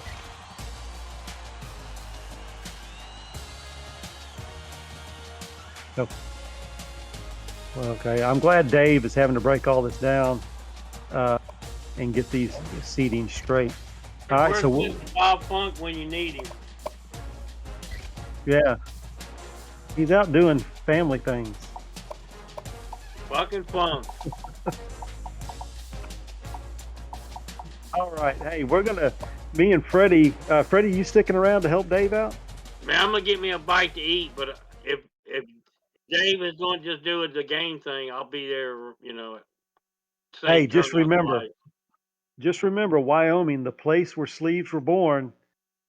All right, Dave Access is now going to be in the booth at UCF, where number 4, Old Dominion, takes on number 6, University of Central Florida. Take it away, Dave. Boom. All right, Frank and Freddie, thank you so much. We have a lack of broadcasters here this evening, folks. So I'll be doing this game by myself, and then the last game, depending on how my throat feels, may just be an in-broadcaster game with the video game people. But before we get to that, let me check the chat real quick. We've got Art Vandalay, Biff Markham, Chris Lee, Commander Root, Dave Axis, David Leathers, Ada Lena, General Cornwall, Wink, Gunny, Caxip06, L.A. Kaylee, Lana Ray, Packer Fred, and Sony PlayStations, all in the His House. Just to recap, Georgia State and Akron, they will be fighting for the number 1 seed. Wyoming cannot get better than number 2 and no worse than number 3. The winner of the I-35 division, Kansas, is a game up going into this week. So if Kansas wins or Houston loses, then Kansas will be the number 4 seed. If Kansas loses and Houston wins, then we have to look at tiebreakers. So guaranteed I-35 will have the number 4 seed no matter what. So this game, Quema D Arena Shootout, number 4 Old Dominion at number 6 UCF. The only thing I know about that, you can Google it and see what it means, but something about piss is all I know in Spanish. So with that being said, let's go down to the field in Orlando, Florida. The weather there tonight's going to be 57 degrees and clear, so it's some good football weather.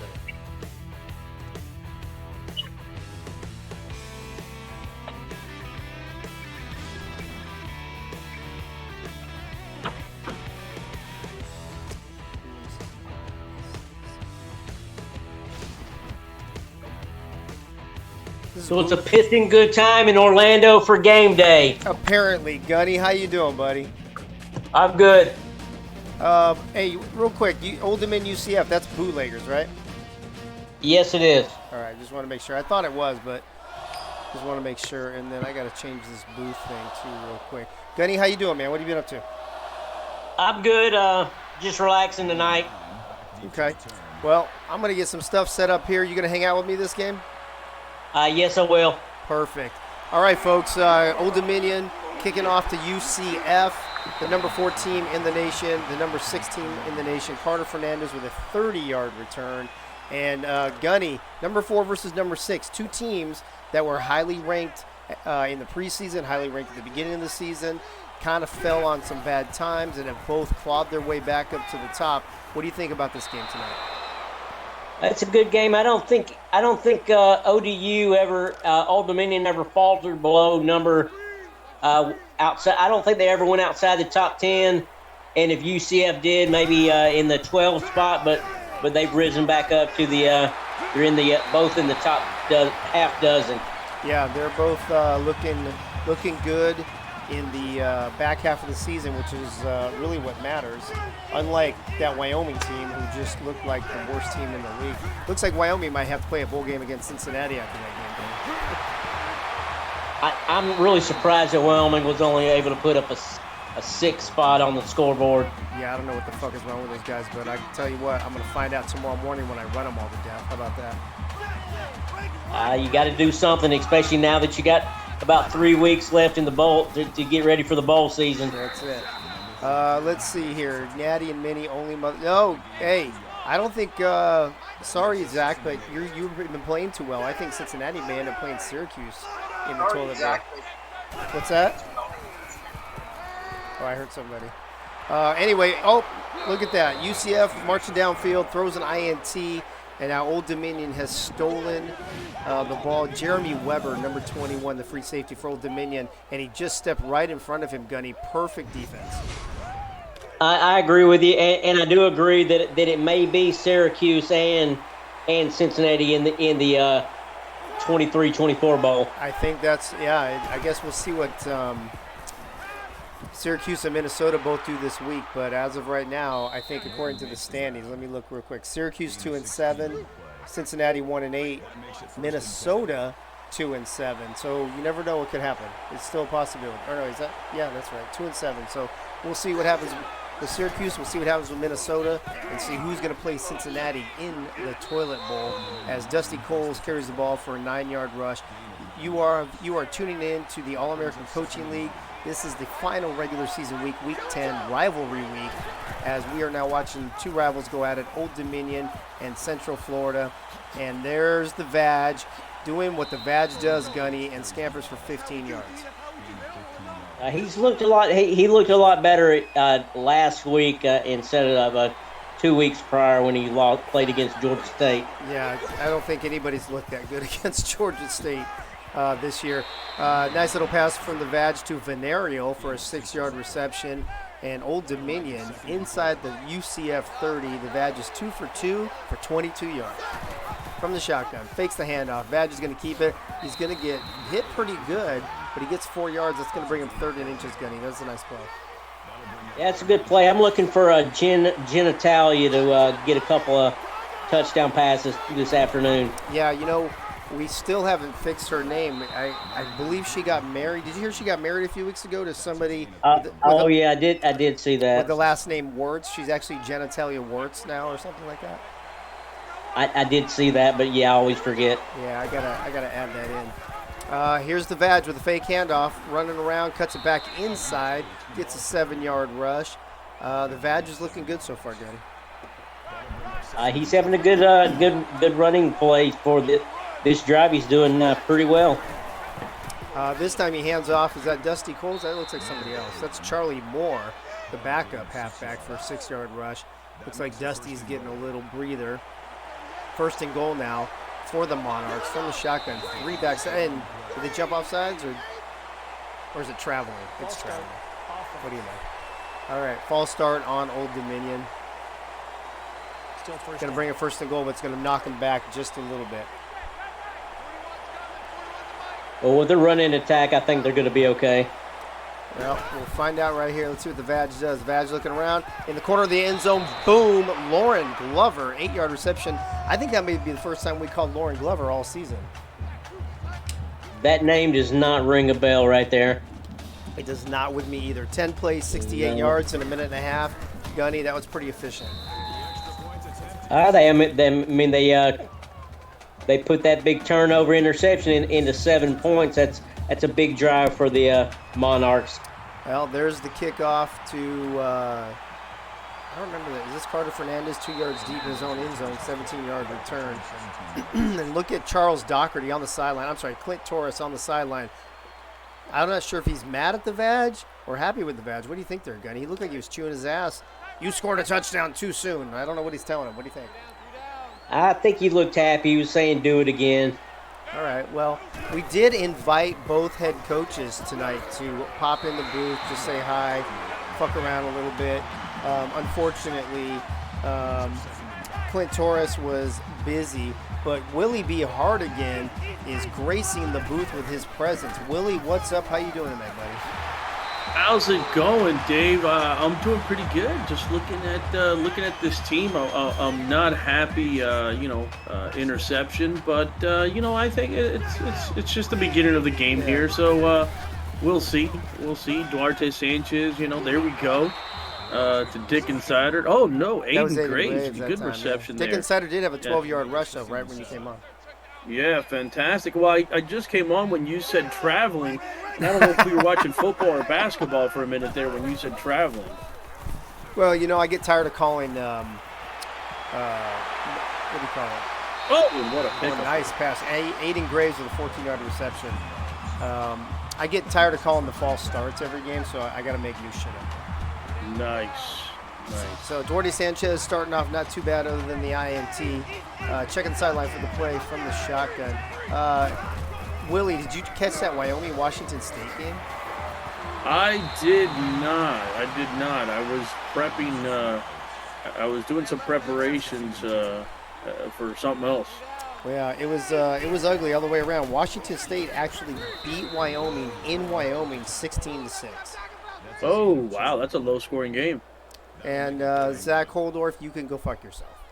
So, Well, yeah, I hope that Old Dominion gets as sleepy as their coach is right now. right? I spoke to him a little earlier ago, and he sounded a little sleepy. Look at this great run. It looks like their defense is falling asleep. That's what I want. Chris Harris with a 30-yard rush. Gunny, that's the play of the game so far.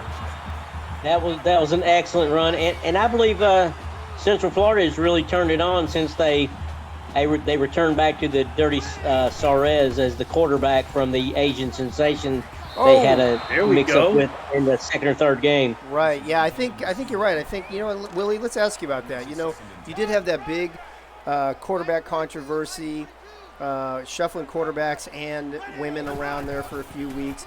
But it seems like once things settled down and Duarte got back on track, you guys have been playing a lot better. Yeah, it's some good old Central Florida love triangle is going on in there, Duarte, he did his suspension. I think he was cleared of all the charges, and it's been good since he's been back in there. There's another traveling violation, as we see in the game. Still third down. 59 seconds left here, folks, in the first quarter. In case you're just joining us, this is the first night of Week 10, the final regular season week of the AACL. This is rivalry week, folks, and we've already seen some good ones these first couple of games. This is game 3 of 4 tonight as Gabe Aphouse with a 7-yard reception. In game 1, 18th-ranked ECU travels to 20th-ranked Marshall and pulls off a 21-14 victory. And in game 2, quite the stunner as number 2 Wyoming at home can only put 6 points up and lose to 14th-ranked Washington State 16-6 and ruins their chance to host a playoff game at home coming up in the playoffs. I think that's probably the biggest thing, Gunny, is losing that home field, the potential for that home field position. That's true. I mean, you got to see how Akron does. See if maybe you can hold on to your number 2 spot. Yeah, we'll see. I don't know how the tiebreaker is going to go, but actually, I can tell you right now, I think I might not even be able to because the first tiebreaker is division records, and Akron is 4-0. So even if they lose, they're 4-1, and I'm 3-2 now. So, wow, what a run there! So it looks like I'm going to be stuck in the number 3 spot. Nice run there. The Vag, he's not easy to defend there, Willie. I don't know how you guys prepped for him this week, but he's one of the more difficult quarterbacks to defend in this entire league. Yeah, well, how did we prep? I mean, a lot of KY. I mean, that's the only thing. You can't incorporate that into the I don't know. into the defense. I heard the Vag and was sure you can already. penetrate. I thought the Vag was already slipping. Penetrate. Oh, sorry. Did I? I'm sorry. I'm sorry. I started on that word. Yeah, Clint's not here, bro. Oh. Clint's not here, but I don't know. Does the Vag really need any KY jelly? Because I heard the Vag is already pretty slippery. Well, depends. Sometime when they get up there in age, That's true. And the Vag is a senior. All right. Well, I appreciate you guys having me on the program here in the booth. I'm gonna slip out Hey-o. And then just watch the rest of this game, and hopefully these Knights can overcome the Veg and Old Dominion. And it doesn't look like it's happening. Oh, fumble! Oh, Wow, what a catch! He caught the fumble before it even hit the ground. there we go. That's amazing, fantastic. Wow. Slap that Veg. He Here- deserves a beating. Look Beat at that! Watch Veg. this! Look at this hit right here. Boom! Nice. Holy smokes!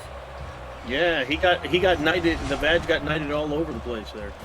Well, there you go, folks. At the end right. of one, Old Dominion 7, UCF 3. UCF with the ball now, though. Willie, thanks for hopping in and shooting the shit with us for a little bit, and good luck tonight. Thank you so much, Dave, and you're awesome, Gunny. Thank you, sir. You are too. All right, Duarte Sanchez fakes the handoff. He goes over the middle, and he hits Wayne Fat for a 17-yard reception. David Leathers in the chat. What's up, David Leathers? How you doing?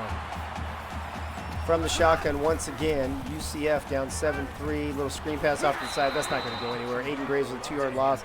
You know, Gunny, what is it with the screen passes in this league? I don't think any of them ever work. You get one out of every maybe 20. Yeah, I'm thinking maybe 20%, one out of 4, 1 out of 5. I'm still marveling at that defensive play by the UCF Knights. Yeah. I was thinking at first that the guy just snagged it out of his hands and took it away, but I did see the hit. Yeah, and So yeah, that was a great defensive play. Yeah, great athletic play with a guy who dove and caught it in midair before it even hit the ground. So great defensive play by UCF to give them the ball. They're now out to their own 39-yard line, 1st and 10. Sanchez fakes the pass one way, looking long, going deep, and he's double covered, and he's going to throw an INT. And Gunny, that boy was double covered, and he was not only double covered, he was double covered well. He was. I don't know if the ball was overthrown or underthrown. I'm going to say it was underthrown with two guys blanketing him like that. Absolutely, it was. So now these two teams just giving the ball away close to the other team's end zones, back and forth. Morris Kuntz with the tackle, 3-yard loss there for, it looks like, Dusty Coles. Gunny, can you talk for like 5 seconds? I got to change my headset a little bit. Hold on a second. Yeah, go ahead. Both teams are rushing the ball well. ODU has 81 yards rushing, and the UFC Knights have 89 yards rushing in the game. Okay. Badge back to pass. You got it. Dusty Coles. 13-yard pickup. Nice. So Dusty Coles. Look at the badge. 7 for 7, 82 yards and a touchdown. Not bad so far. No, not at all. This time, that guy was about 5 yards out of bounds, so I know that wasn't a catch. But Gunny, I thought that was going to get picked off. A lot of these out routes, you think they're going to get snagged. These flat routes, you think they're going to get snagged. The defensive back is right there, ready to take it back to the end zone. Sestecular has to jump back for that pass. It only picks up 1 yard. That'll bring up 3rd and 9 for the Vag from the shotgun. Oh, and here comes the wonderful screen pass. And this time, Dusty Coles tries to turn it outside, even though it looked like he had to land inside. That's going to bring him 4th and 5. I don't know, 3rd and long like that. Gunny, I don't know, man. I'm not really feeling that. Nah, the screen pass wasn't good on that. They had 4 wide receivers. They had 2 on each side. That they had the field split. Yeah, and here's 2 more teams that are used to scoring decent amount of points. UCF not the last couple weeks, but overall, and Old Dominion's put some big points up. And this game's only 7-3 with a few minutes left. What's going on tonight with all these low-scoring games? I don't understand the low score. I don't understand the low scoring in these last couple games. Yeah, especially this one where neither team's going to make the playoffs. So this rivalry game is like the way to, really end your season on a high note. And I'm not really seeing a lot from either team so far. These teams both have potent offenses. 4th and 6th ranked. They got to be doing something right during the season. Yeah, they are. They just don't seem to be doing much right tonight. 3rd and 4 now for Duarte Sanchez. 7 of 12, 57 yards, but 2 picks already from the shotgun. Checking the sideline for the play. Drops back. And he's picked off for a third time. Number 22 for Old Dominion. And now that's the third pick for Duarte Sanchez. Flamidia with the pick. And Gunny, you know, Willie B. Hardigan was just on the program. And we were talking about how much better UCF has been doing since Duarte came back in the lineup. But 3 interceptions in a quarter and a half, not so great. No, that was a bad choice of throwing on that one because it looked like he was covered on that one too. They had 2 defenders back in that same zoned area. Oh, and look at the Vag. Throws off 2 defenders down the sideline, and he gone. The Vag with a 46-yard touchdown run. Round the outside, round the outside, round the outside. Gunny, that was beautiful. Well, I had no clue that was 46-yard after he made the two big broken tackles, and after that it was pay dirt for the last 40 yards. Well, not even touched. No, Old Dominion now about to go up 14-3 with 2.5 minutes left.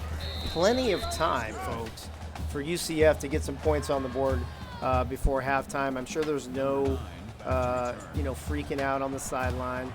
Hashtag INTs to Greg Soto in the chat.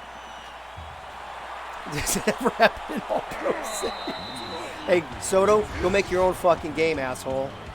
All right. Oh, that's so fire. We see some highlights. There's the second interception. There's the third interception. And there is Willoughby Hardigan on the sideline wondering what the fuck is going on with his quarterback today. There he is telling him he's going to let him go. You think he's going to let him keep playing, or you think we might see a substitution at the quarterback position for UCF, guys? He's going to still throw the ball some more. All right, well, this time 5 wide. So what do you do when your quarterback throws 5 interceptions? Let's go empty backfield with 5 wide receivers. Oh, fuck. Can someone give me the percentage of how often the quarterback has thrown 3 interceptions first half? Yeah, I got it right here. You know, it's funny. It's interesting that you say that. Greg Soda, I just happen to have that in my fingertips. Let me put that out for you real quick. Oh, it's not letting me do it. It keeps saying unrecognized command. 0.00000001. It won't let me do 0.01 for some reason. It keeps saying unrecognized command. So, Greg, my apologies, but it happens. Actually, you know what? I'm going to go out on a limb. I have a better answer for you, Greg Soto. How about this? Let me see if this will even come up. There you go. How about that? It's never happened in the history of the AACL before. I can't believe it's happening right now. Boom, wide open across the middle. Great pass from Sanchez to Gabe Athhouse for a 17-yard reception. What do you say? 8 of 15, 74 yards, and those 3 picks. I couldn't put .001, Greg. Sorry, so I had to just put 0%. Wayne Fat with a 5-yard reception. And Gunny, a minute 40, a couple timeouts, plenty of time for them to put a good score on the board before halftime. Absolutely, plenty of time left. They're doing some short passes. They mix in a little bit of runs. And then there's the interception. Instead, Sanchez will throw his 4th interception of the half. Hey-yo, Winkler. Oh, my God. I don't know what's going on. This is crazy. This is becoming funny, actually. Only because it's not my team. But yes, it happens 0.69% of the time. My bad. Thank you, Wink, for pointing that out. Oh, we got the screen pass here from the badge.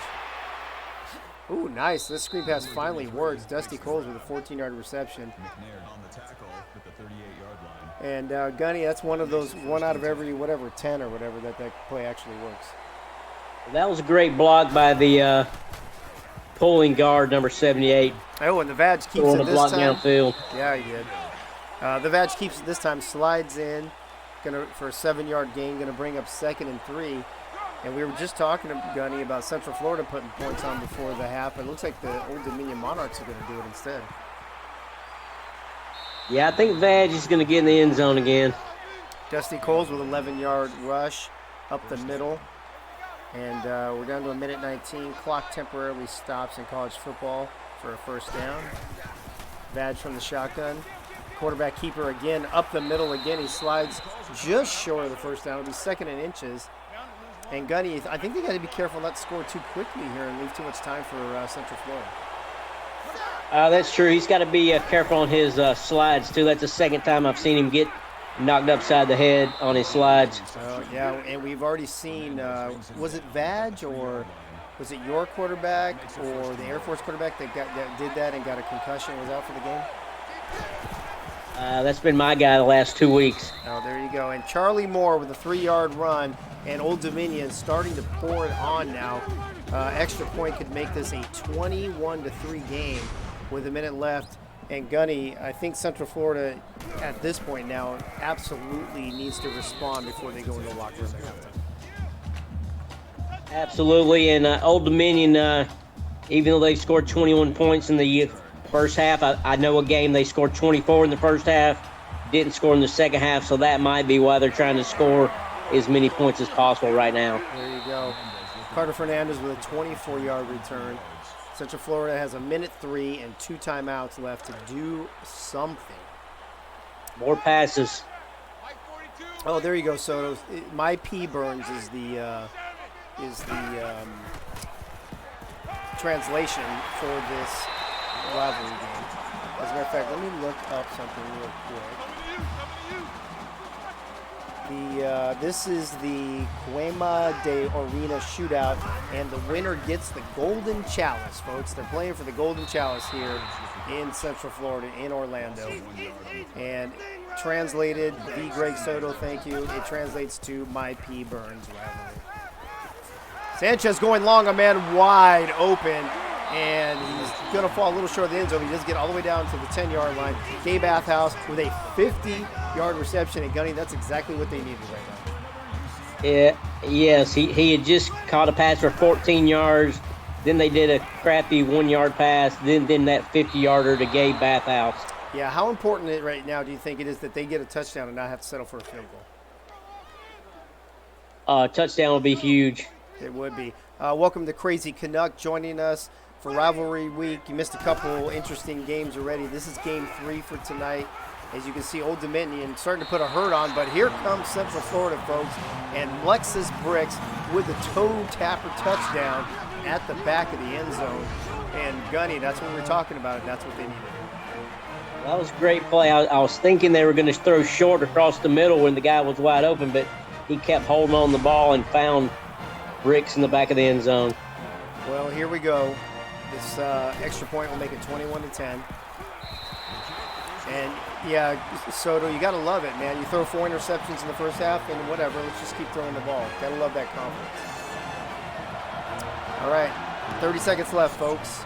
And Old Dominion will take the ball from about 2 yards deep in the end zone, straight up the middle to the 22, 23-yard line. Venario with a 30-yard return. Old Dominion mixing it up. 14 rush plays, 12 pass plays, 110 through the air, 158 on the ground. Old Dominion putting on a clinic right now, but only an 11-point lead. 26 seconds left here in the first half. Here's the Vag from the shotgun. Nice little pass over to somebody who decided to drop it. Hey, that looked like the Wyoming game right there, Gunny. That makes it 2nd and 10. Yeah, I don't know. He's got all his he's got 1 timeout left. I just thought they're going to be conservative for the last 23 seconds. Yeah, this time they do. They hand it off to Dusty Coles for a 5-yard rush, and they're probably just going to let the clock run out at this point, I would imagine. That'll make it 35. Or maybe I'm imagining wrong. The Vag is going to put one up.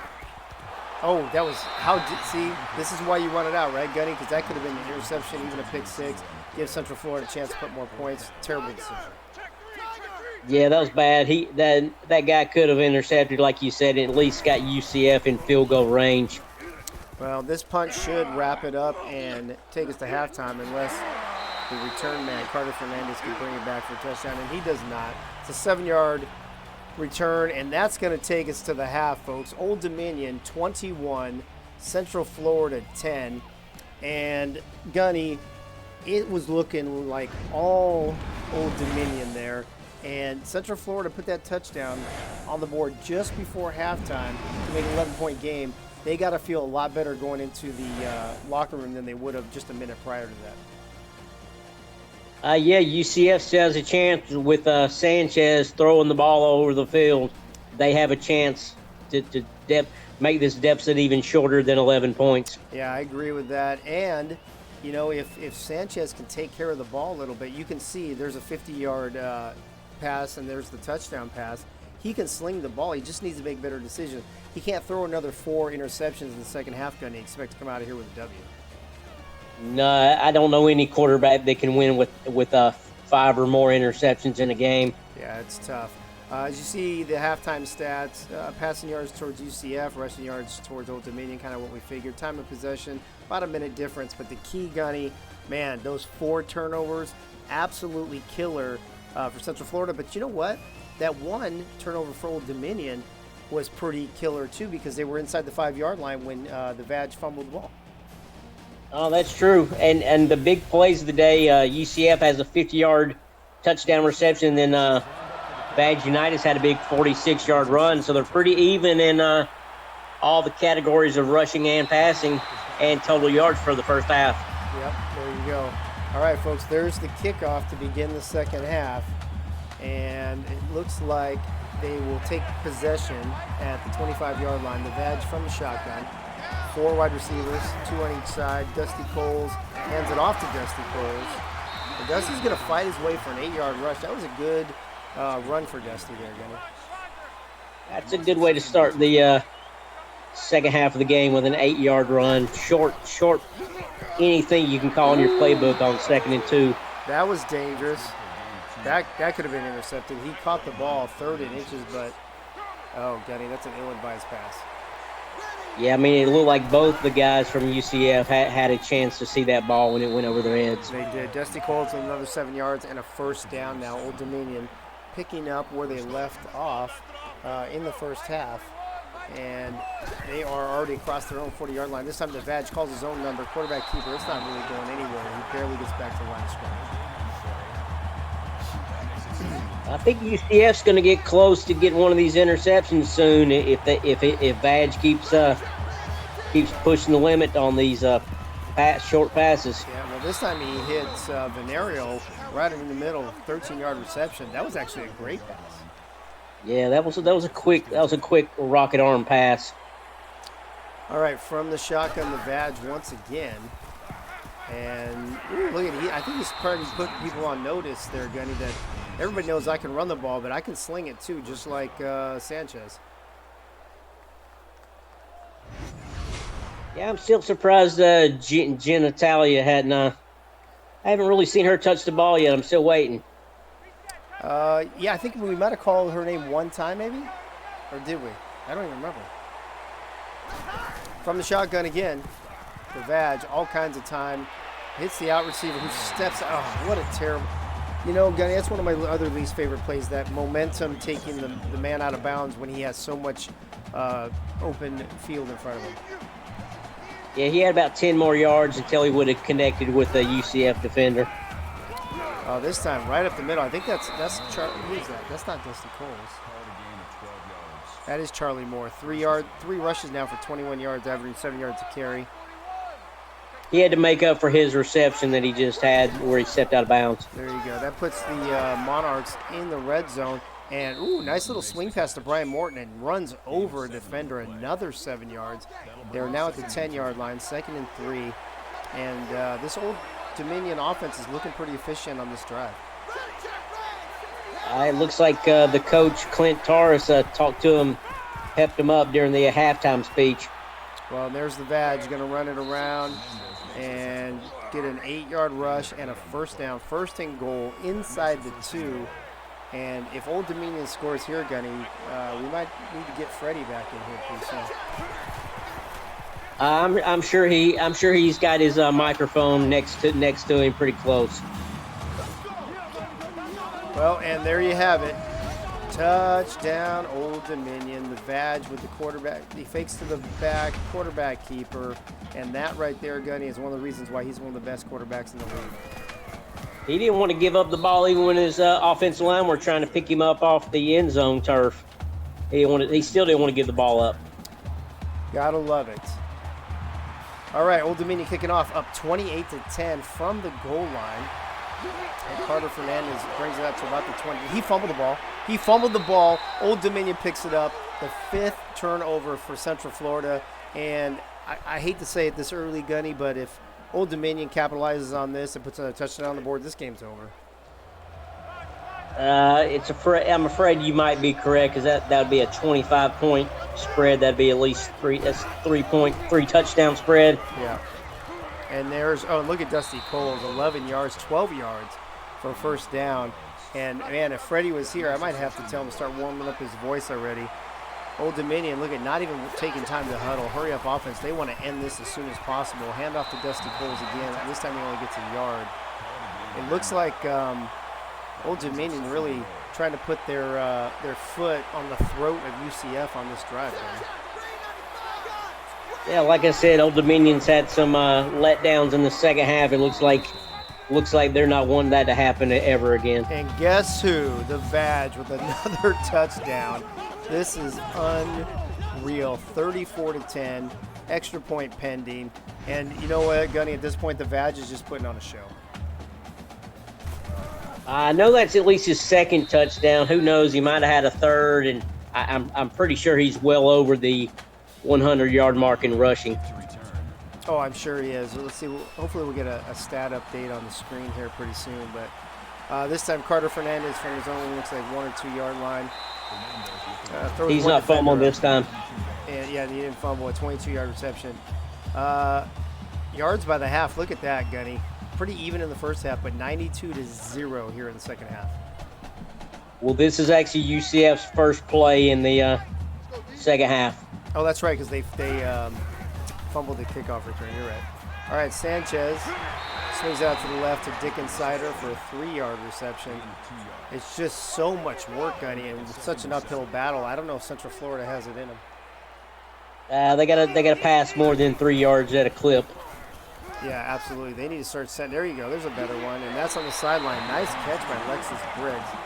11-yard reception and a first down. That's what they need, more of those. Maybe even longer throws than that right now, Gunny.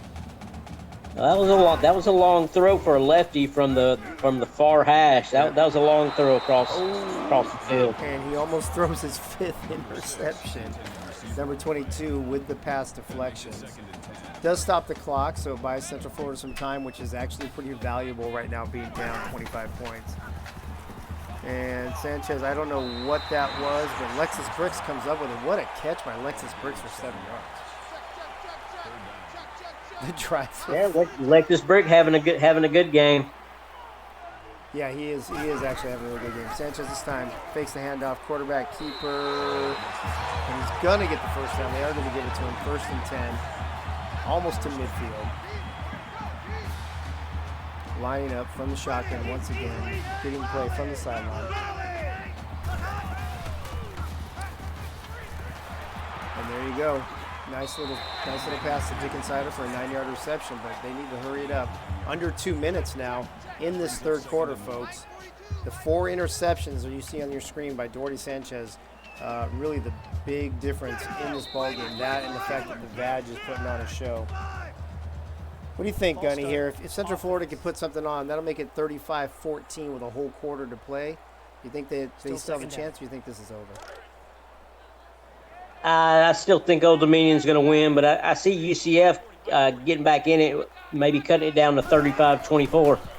I see a couple more touchdowns out of the Knights. I don't know who this big-ass tight end is over here. Aiden Graves for a 5-yard reception, but he's running defenders over. That's his 6th reception, only for 23 yards, though.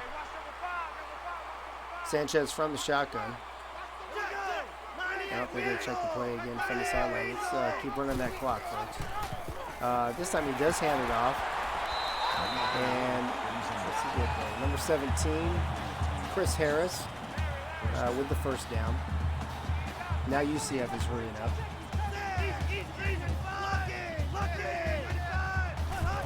From the shotgun. Sanchez is going to keep it. That time he's sacked for a 1-yard loss. I don't know, these quarterback keeper runs, when you need to sling it downfield, Gunny, not good decisions. The defensive line kind of kind of congested the offensive lineman on that play. Yeah, not good at all. This time Sanchez, and the clock is still running, under a minute now. Sanchez, oh, nice, hits a receiver. Oh, and he drops it. He was wide open, and he drops it.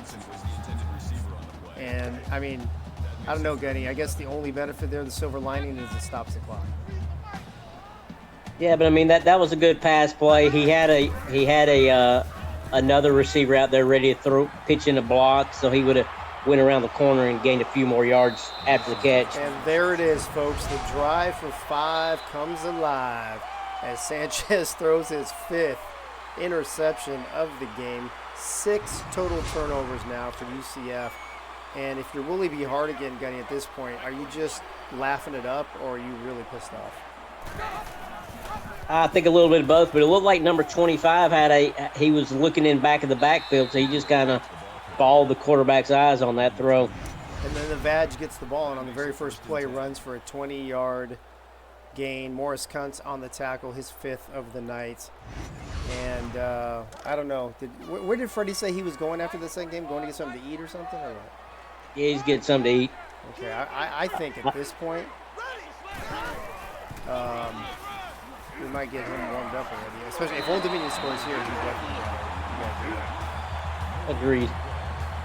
Oh, nice flip tackle on that one. Yeah, it was. Unitas has 159 yards rushing. How many? 159. Nice. Okay. Dusty Cole's up the middle. And that's probably going to wrap up the third quarter, folks. Get your 69s up in the chat, because that's how we do here in the AACL. We don't put 4s up or any other crazy stuff. We put 69s up in the chat. Old Dominion with a 35-10 lead heading here into the fourth quarter. And, it's all uphill from here for these Central Florida Knights. Badge with the fake handoff. He's taking it around. That's a first down. And was that another 7 yards, Gunny? What was that? 7 yards. I'm sorry, I got to type something real quick, folks. Yes. And this time he passes it down the sideline to Dusty Coles. Shakes off one defender, shakes off 2 defenders. Down the sideline, carrying a 4th defender. It takes the entire team to bring him down. That could be a play of the week candidate, folks. What a pass, what a play, Gunny. Dusty Coles is the real deal. So he caught the ball on the 40. Got hit on the twice inside the 30. Got hit again on the 20. Dragged one player for 5 yards. Then it took about 4 more of them to get him about the whatever yard line he's on now, the 9-yard line. What a play. That was over 30. That was over 30 yards on just that play. Yeah, unbelievable. This time they've got the 1st and goal. Short little pass, 4-yard reception to Aaron Anderson. Not bad, but the clock is still running. That brings up 2nd and goal. I think Vag is going to take it in for another touchdown. Let's find out right now. Oh, there it is. Nice pass. Charlie Moore, 6-yard touchdown reception. And Freddie could start singing anytime, I believe. You ready? Turn out the lights. The party's over. They say that all good things must end. Let's call it a night. The party's over. Till tomorrow, we'll do the same old thing again. Good night, Golden Knights. Good night, Golden Knights. Freddie, I didn't really like you singing it last night. It's the first time I ever heard you sing it for Wyoming. It kind of pissed me off, just saying. Well, I'm sorry, man. That's the way it rolls sometimes. I should have muted you. I should have muted you for my game.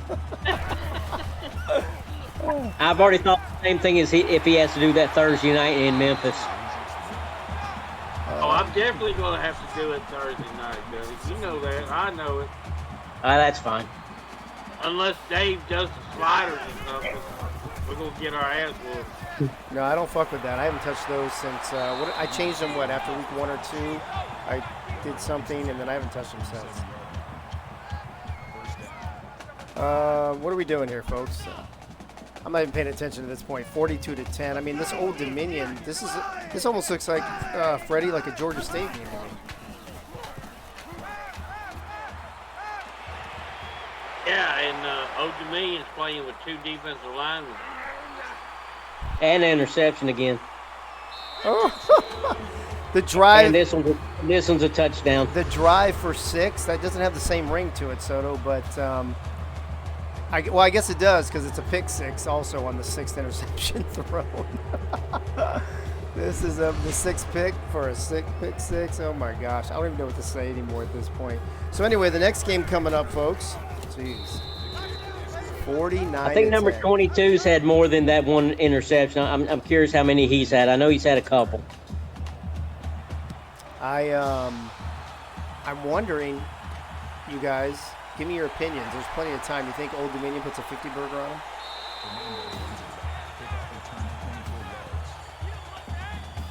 I think if they get the ball back, they're going to run the ball, and if they still have Vad Unitas and Ricky Cole still in there, yes, there's a chance.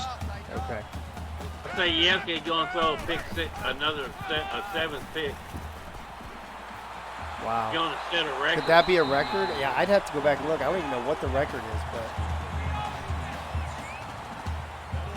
That's a nice shoestring tackle. Suarez had a big run on that one. I think there's been a few 5s. This could be the first 6.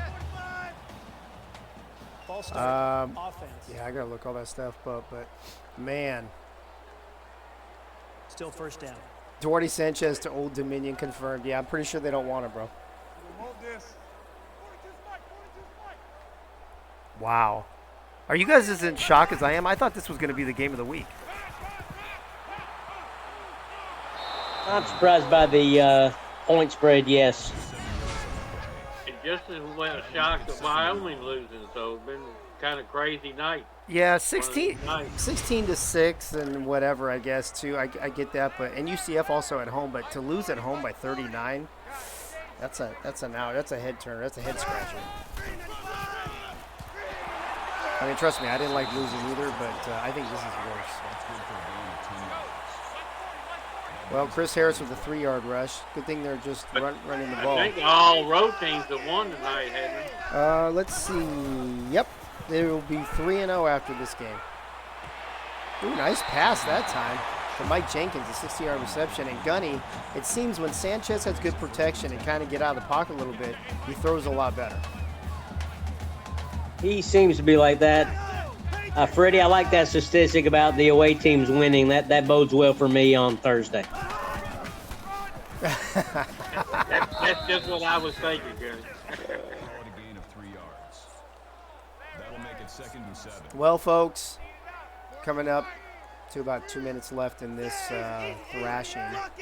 Old Dominion 49, UCF 10. Sanchez with with almost another interception. Joe Jacobs almost with the 7th interception. Would have been the 8th turnover overall. And I don't know. There's not a whole lot to say. I'm surprised the Asian sensation hadn't come in to get some play time in. I'm surprised either. You know what? Maybe Willie's punishing Sanchez, keeping him out there in a blowout to embarrass him. What do you think? From the shotgun, Sanchez, under 2 minutes to play, takes the handoff, keeps it himself, up the middle, runs the ball, gets first down, gets decent yard in a 7-yard rush. Yeah, that's not going to help. Just saying. The Knights have actually done pretty good with their running attack, though. They've gotten over 100+ yards of rushing. Yeah. Yeah, this is Soto in the chat saying he started this mess. He needs to finish it exactly. Dick Insider with a 10-yard rush for a first down. I agree with that there, Mr. Soto. 1:40 to play, 49-10. Sanchez from the shotgun, checking the play from the sideline, hands it off to number 8 for about 5 yards. Dick Insider once again. Dick Insider, 11 carries for 78 yards tonight.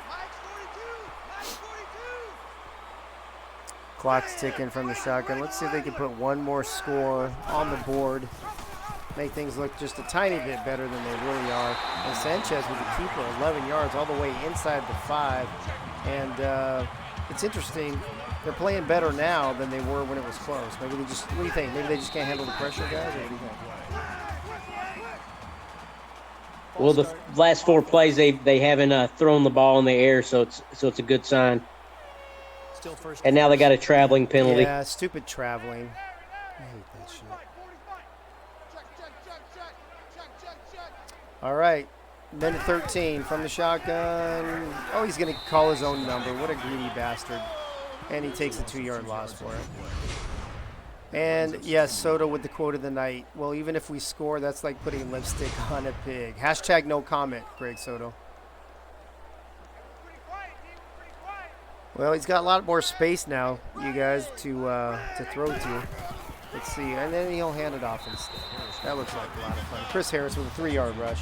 You know what? Let me check the chat. That'll give me something to talk about. Art Vandelay, Biff Markham, Chris Lee, Commander Rue, Crazy Canuck, Dave Axis, David Leathers, Edelina, General Cornwall, Wink, Gunny, Cax06 as they throw a screenplay. Sanchez gets it, and this time they're actually going to score on it. Joel Brown with a 6-yard touchdown reception. L.A. Kaylee, Lana Ray, Packer Fred, Sony PlayStations, and the Greg Soto in the house. Thanks for tuning in to Game 3 of Rivalry Week here in the AACL as UCF kicks the extra point, 49-17. You know what, guys, I got to tell you, I'd love to just see an onside recovery for once. That would be fun. I'd like to see that. And that's not going to happen. So as we see the highlights, it's been all Vag, all Old Dominion. Old Dominion's defense really stepped up. The Vag had a ball game. Gunny, who would you give more credit to for this victory? Is it the Vag and that offense, or is it the Old Dominion defense and all those turnovers they got? Well, they just showed the offensive input. Old Dominion has 446 yards. UCF has gained 404, so I'm going to give it to the Old Dominion defense for leading the charge in the scoring. All right, there you go, folks. What a game. Let's see who Vag is your player of the game. 166 yards rushing, 5 total touchdowns. I don't think all of those were rushing touchdowns, but we'll have to go back and double check because that could tie the record with who was it the other night that did it that tied was it Buster Cherry? No, who was it? That tied Rodney Dangerfield with 5 rushing touchdowns. I don't remember, it was last week, but anyway, you can see these highlights. Gunny, give me your final thoughts on this game real quick. Considering it was a rivalry game, excellent game by the Old Dominion Monarchs with a Vag Unitas. He at least ran. I don't know how many he scored. I think he scored 2 or 3 rushing touchdowns, a couple passing touchdowns. Overall, excellent game for him. Bad performance by Suarez, throwing 6 interceptions, but you gotta like it that he keeps firing the ball away and gambling for the end zone. Yeah, I do like that. Art Vandelay, thank you for reminding me. Yeah, it was Peter LaFleur, your AACL Offensive Player of the Week for Week 9. Freddie, what'd you think about the game that you saw? How much of the game you saw? It was kind of like a blowout with the Dominion defense just taking it to UCF, the 6 turnovers. Yeah, 6 interceptions and a fumble for 7 total turnovers. You guys, I don't remember for sure. We're gonna have to look it up, but I think that might be a record here in the league. Yeah, I don't think we've had 7 turnovers by one team. I don't either. UCF also 4-1 in penalties, over 1,000 yards, over 1,100 yards total by both teams, and I mean it was very one-sided. UCF putting the numbers up on the field, but not on the scoreboard, unfortunately. Let's go check the player stats real quick before we move on to our final game, the nightcap tonight between 21st ranked Colorado and 13th ranked Air Force. Sanchez, 23 of 37, 232, 2 touchdowns, 6 interceptions. He was also sacked twice. Dickens Sider with 78 yards rushing. Gabe Athhouse there, Gunny, 118 yards on 7 catches, and Lexus Bricks, only 3 catches, but he made them all count, including that shoestring catch and a touchdown. Yeah, percentage-wise, the passing, it was pretty good. 23 out of 37. Then he threw 6 passes to the other team. So, he was connecting with other people. There you go. As we see the defensive stats, not a whole lot to write home about for the Black Knights. Let me see how many defensive players have stats. Oh, I'm going to have to stop there. Hold on. It's very rare that I have to do 3 passes on this, but apparently lots of UCF defenders played today. As we see a lot of zeros on here, and then let's check the bottom few peeps. And I thought there was a turnover. Oh, it was a fumble recovery, right? Or was it an interception? Fumble recovery. There it is. Max Pound with the athletic fumble recovery off of Vag. Imagine this, Gunny. If the Vag hadn't fumbled there inside their 5-yard line, they'd have 56 points, and the Vag would have 6 touchdowns. That's true. He did have 3 rushing touchdowns and 2 passing touchdowns. Charlie Moore had 1 touchdown rushing and 1 touchdown receiving. And it looks UCF did not punt the ball. That's an interesting stat I didn't think about. And here we go. Here's the Vag.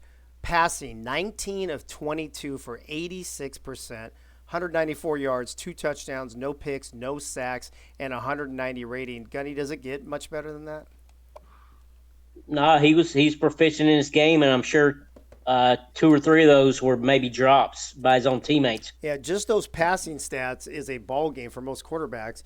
But then, let's just throw on another 166 yards and 3 rushing touchdowns on top of it. Wouldn't that be great? That 46-yard run he did down the sideline, that was a highlight right there. That was. He threw 2 touchdowns, 1 to Charlie Moore, 1 to Lauren Glover. Spread the ball around really well. Defensively, look at all these interceptions. This is what I want to look at. So Jeremy Weber with 1, East Infection with 1, Clemedia with 2, and George Vincent with 1. Is that enough? 1, 2, 3. That's only 5. We'll have to go find that other one here in a moment. And I think Clemedia is one of the ones that ran one back for a touchdown. Is he? Okay. Oh, you know what? Hold on. I got to make sure I get everybody in here. Hold on. The last name down there is Brown. Seems like on both teams, they had a lot of people playing defense. There's a fumble recovery by Edward Burgess for that 7th turnover. And let's see who had that other interception. Hayward. Oh, Hayward had the pick 6. Is that what it is? No. I don't know. Hold on. Chlamydia had the pick 6. Oh, okay. I missed that. Let me go all the way back down to the bottom. Go back over again. A couple sacks, too. 1 for Turner, 1 for Patrick there for Old Dominion. And let me find this pick 6 here real quick. I want to write that down. There it is right there. Chlamydia. Wow, so Chlamydia, 2 picks and a pick 6. That's your defensive player. It's got to be, right? Your defensive player? With the pick 6, probably so. Yeah, Clem, I got to write this down. 52-yard pick 6. So I can add that to the player of the game stuff. All right. Craven Lovechild, no field goal attempts, but 7 for 7 on extra points. And we don't care about punting, and we don't care about kick returns or punt returns unless you get a touchdown, which we did not. And that's it. Let's go to post-game, everybody. Freddie, how much of this game did you get to watch? Did Freddie leave again? Like in the second half when I got back. Okay, so this game was pretty much over already by the time you got here? Yeah. Okay. All right, here we go, folks. 21 first downs to 20 rushing yards in favor of Old Dominion, passing in favor of Central Florida. Obviously, we talked a lot about the 7 turnovers. Time and possessions, a couple minutes difference. And here are your players of the game. For UCF, Gabe Bathhouse, 7 receptions, 118 yards, and Herb Eversmells, 5 tackles, an assisted tackle, and a forced fumble. On the Old Dominion side, no surprise here. The Vag with all the stats we just talked about. And then Chlamydia, we just talked 2 interceptions, including a 57-yard pick six. Final thoughts, anything else you want to add to this game there, Gunny, before we move to the next game? It was a big. It was 21-10 at halftime. Then it looked like Old Dominion won the second half, 28 points to 7, and that's what made the scoreboard 49-17. At the end, that might have been Old Dominion's largest output of the season, but I'll have to check that. 49 points. I think it is because we didn't have a 50 burger until you put 60 something on somebody, so I'm sure it probably is. Freddie, you got any final thoughts on this before we move on to the next game? Just congratulations to Old Dominion for, winning, and it's a shame they're going to be in the top 4 at the end of the year and not make the playoffs. Right? Yeah, probably. That's, because they're, if anything, they might move up and Wyoming might fall out of the top 4 in the rankings, but fortunately the rankings don't make the playoff spots.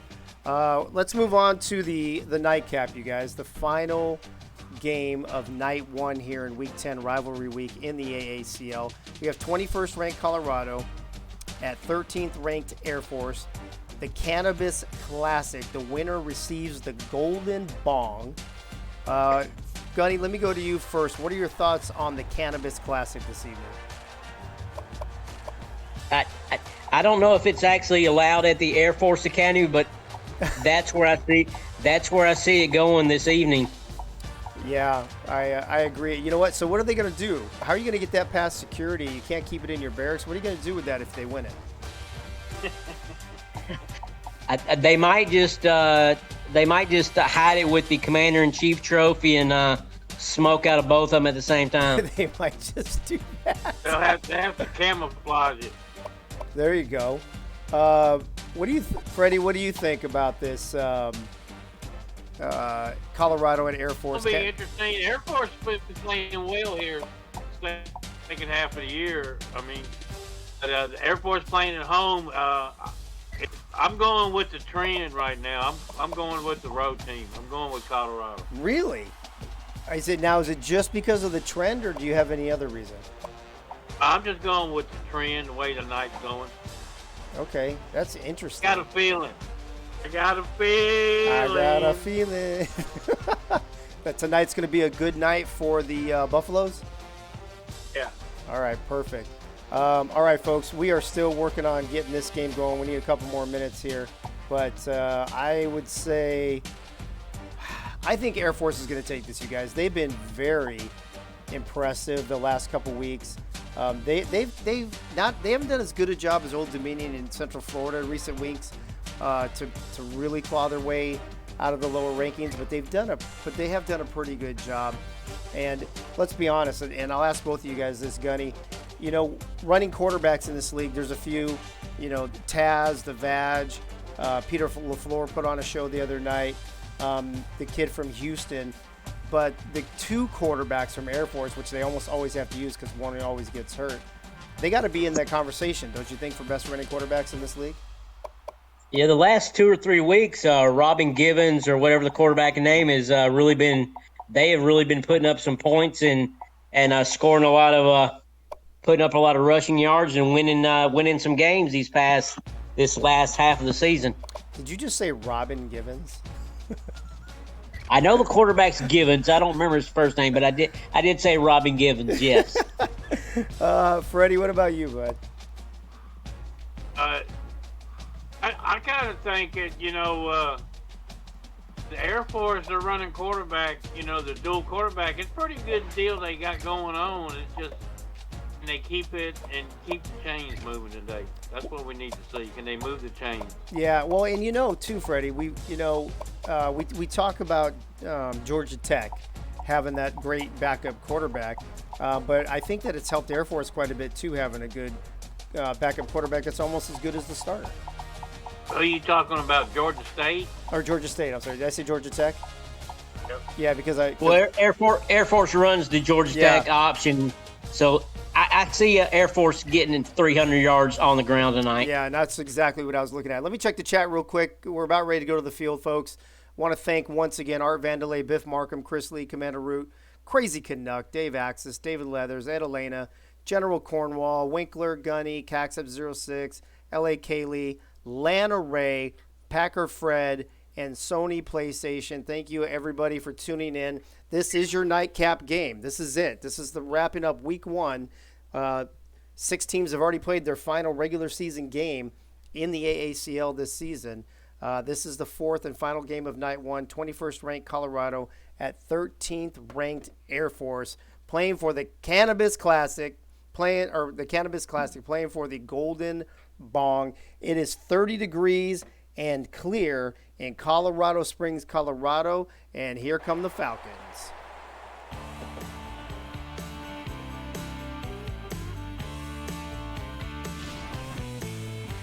The Falcons out in all blue tonight. Yeah, I almost went with That might be bad because when they came out in them Fiji uniforms last week, they won.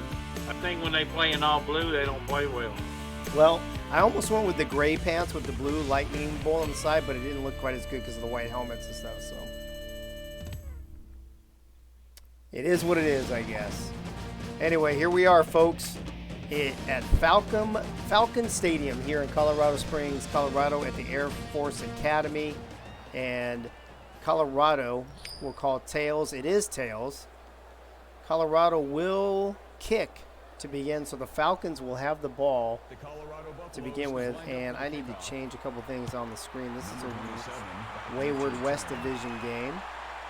Let me update the booth. And, oh, did they fumble on the opening kickoff? Hans Gruber with a 30-yard return, and he fumbled, and 86 White recovered the ball. And this is going to be a booth review. What did you guys see? I thought he looked like he fumbled it. Oh, it looks like he might be down. Let's see. I think his knee might be down, you guys.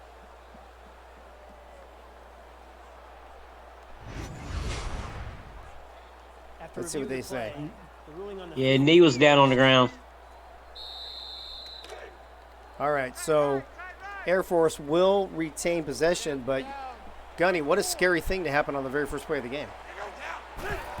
Yeah, that wasn't what Hans Gruber had hoped for his senior night game. Not at all. Oh, another fumble. And Dixie Normos recovers it. 2 Air Force fumbles on the first 2 plays of the game, both recovered by Air Force. Have we seen anything like that this season there, Freddie? Oh, but I told you, I had a feeling this is going to be a funny game. It does look like a funny game. This time hands it off to Boyd Crowder for a 16-yard rush. And that time they just powered over him. We'll see if that's their strategy tonight instead of that normal option. This time they go with fullback again, right up the middle. Gunny, you think this Colorado defense is a little surprised because normally you got the quarterback running out wide with the option instead of giving it to the fullback all the time? It's tough to react to the B back when they're running straight down the middle. It is, and Air Force, another 15 yards tacked on for them due to a Colorado face mask.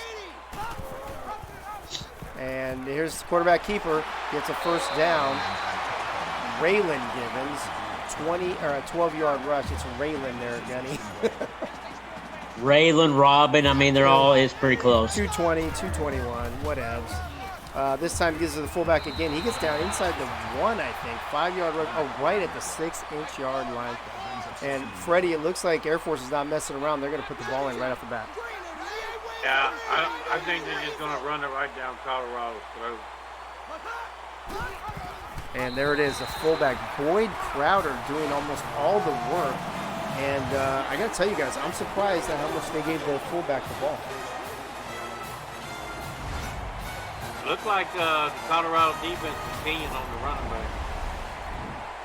Yeah, I think great strategy by Air Force to come out on that first possession and really not run the option outside at all and just feed the fullback and let him run over people. And that leads to 7 points here early in the first quarter. What's going on in the chat here? Crazy Canuck. I can imagine clouds of energy flash, tunnels, UCF got burned, Pete, Art Vandalay. Crazy Canuck opened up the doors. Oh, Dave. Dave's not here. All right. A 21-yard reception from Mo Yards as Colorado will take the field on the offensive side and try to respond to Air Force. Mo Yards, didn't Mo Yards have a really good game either last week or the week before, rushed for like 100-something yards, you guys? Yeah, I think Colorado won last week after a few weeks ago, they were shut out 35-0. They've actually played a little better these past couple weeks. That's good, yeah, I agree. I'm going to see if I can find those stats. I don't know if he was player of the game, but I would hope he would have. This time, whoa, Florida man running all over. Florida man just ran about 20 yards for a 9-yard rush and a first down. That makes it 1st and 10. Colorado on the move from the shotgun. They'll hand off to Mo Yards. Oh, no, that is Mo Yards. Mo gets 1 yard that time. No, last week it looked like it was. Oh, Randy Powell came in. That's what it was. He ran for 100 yards for Colorado. He's the backup, right?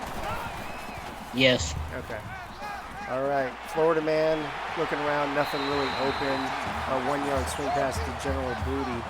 What the hell's Crazy Canuck want us to sing? I said turn out the lights, sing earache my eye. Never heard of it. Crazy Canuck already on the golden bong this evening, ladies and gentlemen. What are you talking about there, Crazy Canuck? From the shotgun, Florida man, nice. Oh, and he drops it. Who was that? I don't see who it was, but there's been a lot. There's been Gunny. I think almost every single game has had a case of the dropsies tonight. Crazy Canuck's going to have to come in and sing it for us. Okay, there you go. Gunny, what were you going to say? Yeah, that was a short pass. I'm not sure why he lost control of the ball. Well, Florida man dropping back.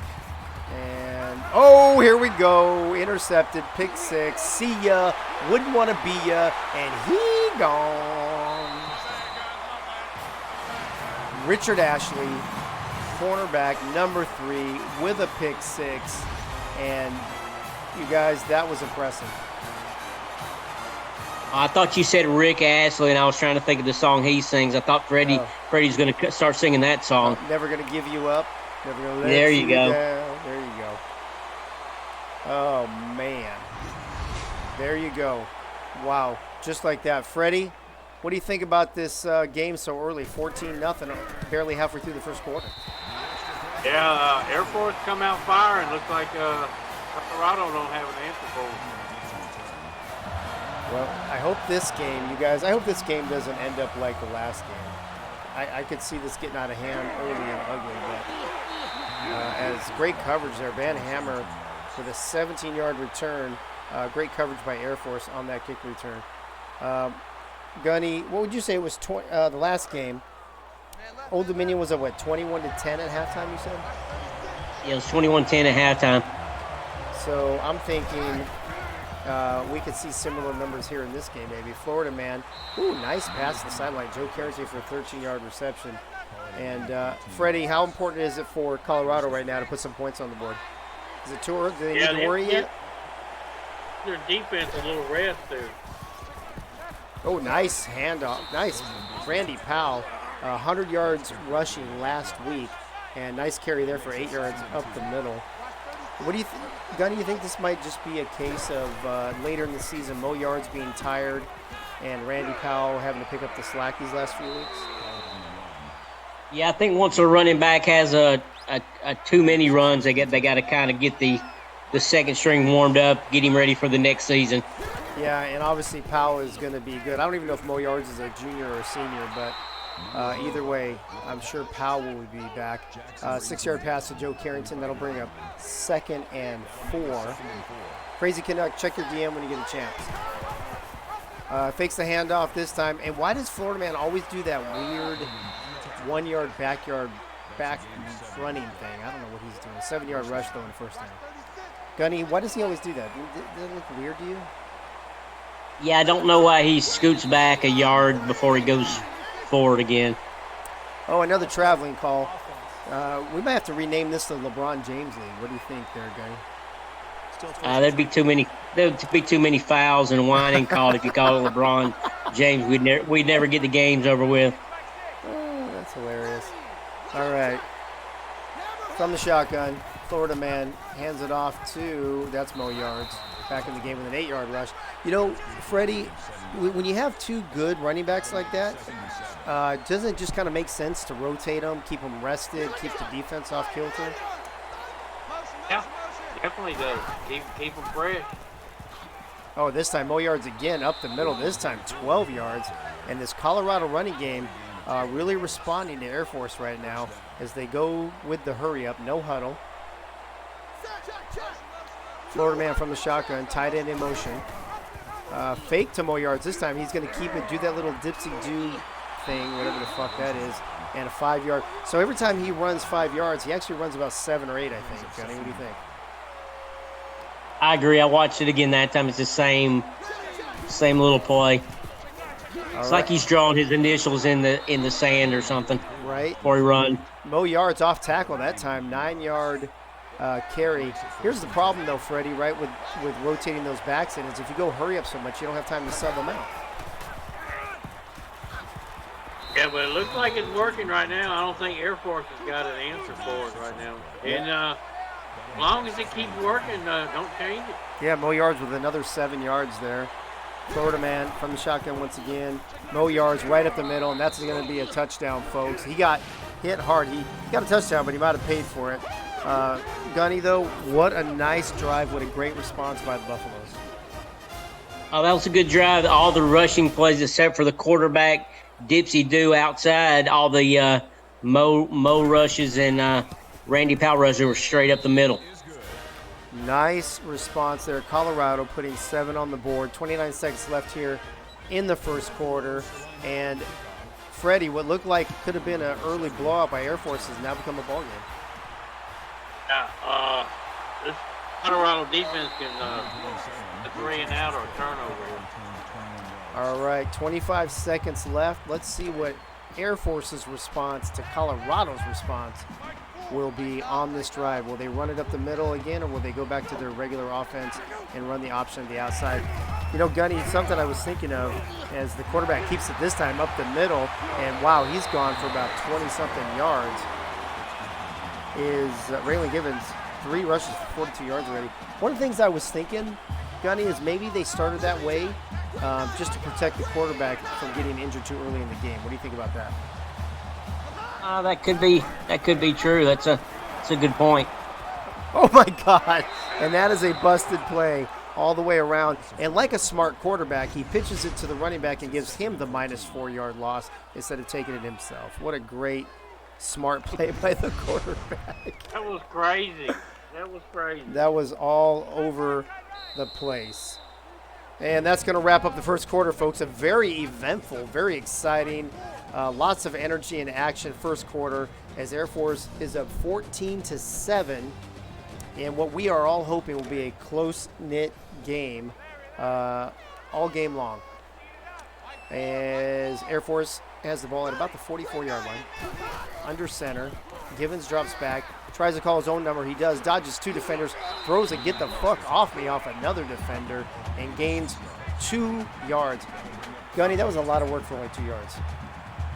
I thought he ran for like 6. But yeah, I like both these teams. They're both rushing attacks, so this should be an entertaining game if they keep running the ball on the ground. And there's Ryan Kennedy with an 11-yard reception and a first down for the Falcons.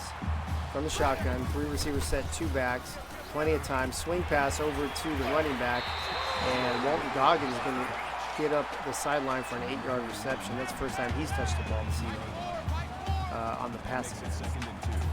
Air Force going no huddle. Man in motion. Fake it. Givens going long. He's got a man open. A diving catch. Dixie Normus, 32-yard reception.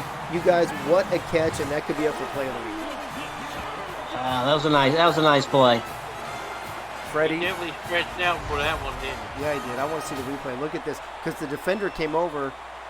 Looked like the defender gave up on the ball thinking it was going to be overthrown. And Dixie Normus with an amazing diving catch. And Air Force about to take a 21-7 lead. Wow, this is a game that I think this is kind of the type of game we were hoping for in the last two games, right? The Old Dominion Florida game and the Washington State Wyoming game, and we were kind of left hanging on both of those. I mean, I guess Old Dominion, they did their thing, but Central Florida forgot to show up for that party. Florida didn't come to play. Yeah, they didn't respond. They didn't RSVP to that party at all. Amazing catch there by Dixie Normus. 21-7. Colorado, though, they responded well last time. Let's see how they do this time. From the shotgun, Florida man hands it off. No, dude, that little dipsy G thing cost him a yard or two almost every play. I was impressed by the Air Force touchdown. You're thinking when the quarterback is underneath the center that it's going to be a running play, but he surprised everyone with the throw down the field to Dixie Norman. That's unusual for Air Force to go deep like this. Craven Moore with a 5-yard reception. Lots of Cravens in this league. I don't want to take a vote. Florida man from the shotgun. Single back. Throws a short little pass over the middle to Euripides Upman for a 4-yard reception. That's going to bring up 4th and 3. And Freddie, they did not respond very well this time like they did last time. Well, they didn't run the ball. They threw the ball too many times. Yeah, I mean, you've got those two dynamic running backs, Gunny. Why not use them and not make Florida man do all the work? Yeah, I'm surprised that they didn't use Mo Yards and Randy Powell to churn up some yards up the field. Dixie Normus with a 14-yard punt return out to about the 43-yard line. Givens under center. Man in motion. Fakes to the fullback. Goes around. Oh, and he gets through the two defenders. Wow. And he gets a 13-yard rush. Almost looked like a face mask there in the end. Gunny, that was a nice run. I didn't think he was going to get past those two defenders. That's a nice, yeah, you can tell what formation they're in. It should be another run. All right. This is going to be another running play right here. Got it. From the under center, actually. Oh, another one. Gets rid of one defender. Oh, and he pays for it on the end. Wow. Givens is kind of putting on a little show like the Badge did, but he's taking some punishment at the end. You think he's going to pay for that later? Yeah. Oh, this time he gets rid of it to number 24, who steps out of bounds. Walton Coggins again. That time, 13 yards, round the outside, round the outside, round the outside. All right, Givens under center. Same play as before, and these defenders just can't seem. Is that Gunny? Is that good blocking or poor defending? That's poor defending. Yeah, I can't. I mean, if it happens once, right? But if it keeps happening, it's got to be poor defending. And this time they're going to run the same play. This time to the right. He's going to keep it. He's going to pitch it, and that's terrible. I think, Freddie, I don't know. Do you think Colorado's got a handle on this option that they're doing to the outside? I think they're covering the running back is when they get hurt is when the quarterback keeps it. Yeah. Oh, what was that? I missed it. Sorry, I looked away for a That was second. deflection. Okay. So Air Force about to put some more points on the board.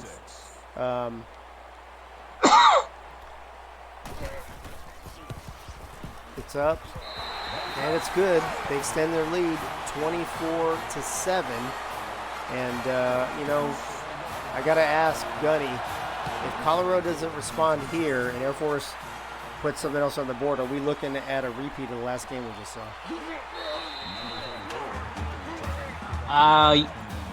We'll see if Colorado runs the ball and scores. Because it could be a good Colorado should be able to drive down the field and cut this deficit to 10 by halftime. Well, let's find out here. Man in motion, Florida man from the shotgun. And now, a nice little pass. Well, that's good for a first down over to Omar Ford for a 12-yard reception. You know, Freddie, the problem with their last drive by not running the ball downfield is now you've put yourself in a position where you need to pass the ball, and you're not going to be able to take advantage of running the ball. Yeah, that's true, but You got to keep pounding that rock, though. That's the best play. Yeah, more running yards. the ball up the middle. Yeah, more yards there with a 12-yard gain. And maybe, you know what, maybe 2 minutes and 3 timeouts, maybe they can just run the ball downfield. Here comes more yards again. Got a little congested there, 3-yard rush. Colorado burned a timeout with 2 minutes left. Interesting. Florida man, nice pass over the middle, and he's gunning it. General Booty stretches for the first down. 7-yard reception. Gunny, I didn't think he got it, but I guess he put that ball out. Yeah, I thought he looked a little short the way he landed on his shoulder. Florida man again to pass. A short little pass to General Booty, 4-yard reception. Looks like Freddie, I think we know who his favorite receiver is. What do you think? General Booty. General Booty. Once again from the shotgun. Oh, blitz from the left side. He's got to get rid of it. And, man, great defense. And somebody's hurt. Oh, the defender. Number 15. We'll have to keep an eye on that, folks. That's interesting. I thought it was going to be the Air Force receiver or the quarterback for sure. I'm sorry, the quarter. It wasn't the receiver that was hurt. Colorado. Oh, it was the receiver. Okay, my bad. I got it all backwards. Don't listen to me, folks. I'm tired and I've been up all day, and this is my 4th game. So there you have it. Well, 4th and 2. Glad to see Colorado going for it at least, unless they think they're just going to try to get them off sides. I think that other lady. What do you guys think? You think it's going to draw them off sides, or you think they're actually going to go for it? You want to hide it? Yeah, I think he should run the ball. I think they need to go for it. I mean, you're not going to kick a field goal from here, right? Maybe call a timeout. Too far. Maybe call a timeout and get a new play. Oh, they did. They won't wait till 2 seconds. Oh! Wow, what a hit. Look at that. Sit the fuck down, Mo Yards. Wow, what a huge hit. He should have went the other way where the tight end strong was. He went on the weak side. Yep.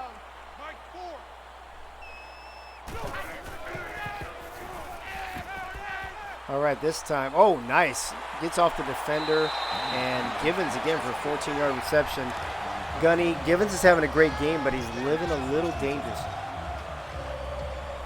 That's true, but I still think with 45 seconds with their rushing attack, they still got time enough to score. Yeah, they do. And there's another pass for another first down to Ryan Kennedy for 11-yard reception. And Freddie, they're mixing it up so well. If you're the Colorado defense, you got to be confused right now. Well, Colorado got to tackle better too, man. Too many missed tackles by Colorado. Yeah, that's true. Another great pass and another first down. I mean, 12-yard reception. Gunny, if you're averaging a first down on every pass and run, I mean, if you're Colorado, what can you do at this point? I don't know. I mean, they're doing these quick 3-step drops and pass. They're gaining 10, 11, 12 yards. Yeah, that time Colorado finally stops him for a 2-yard reception, but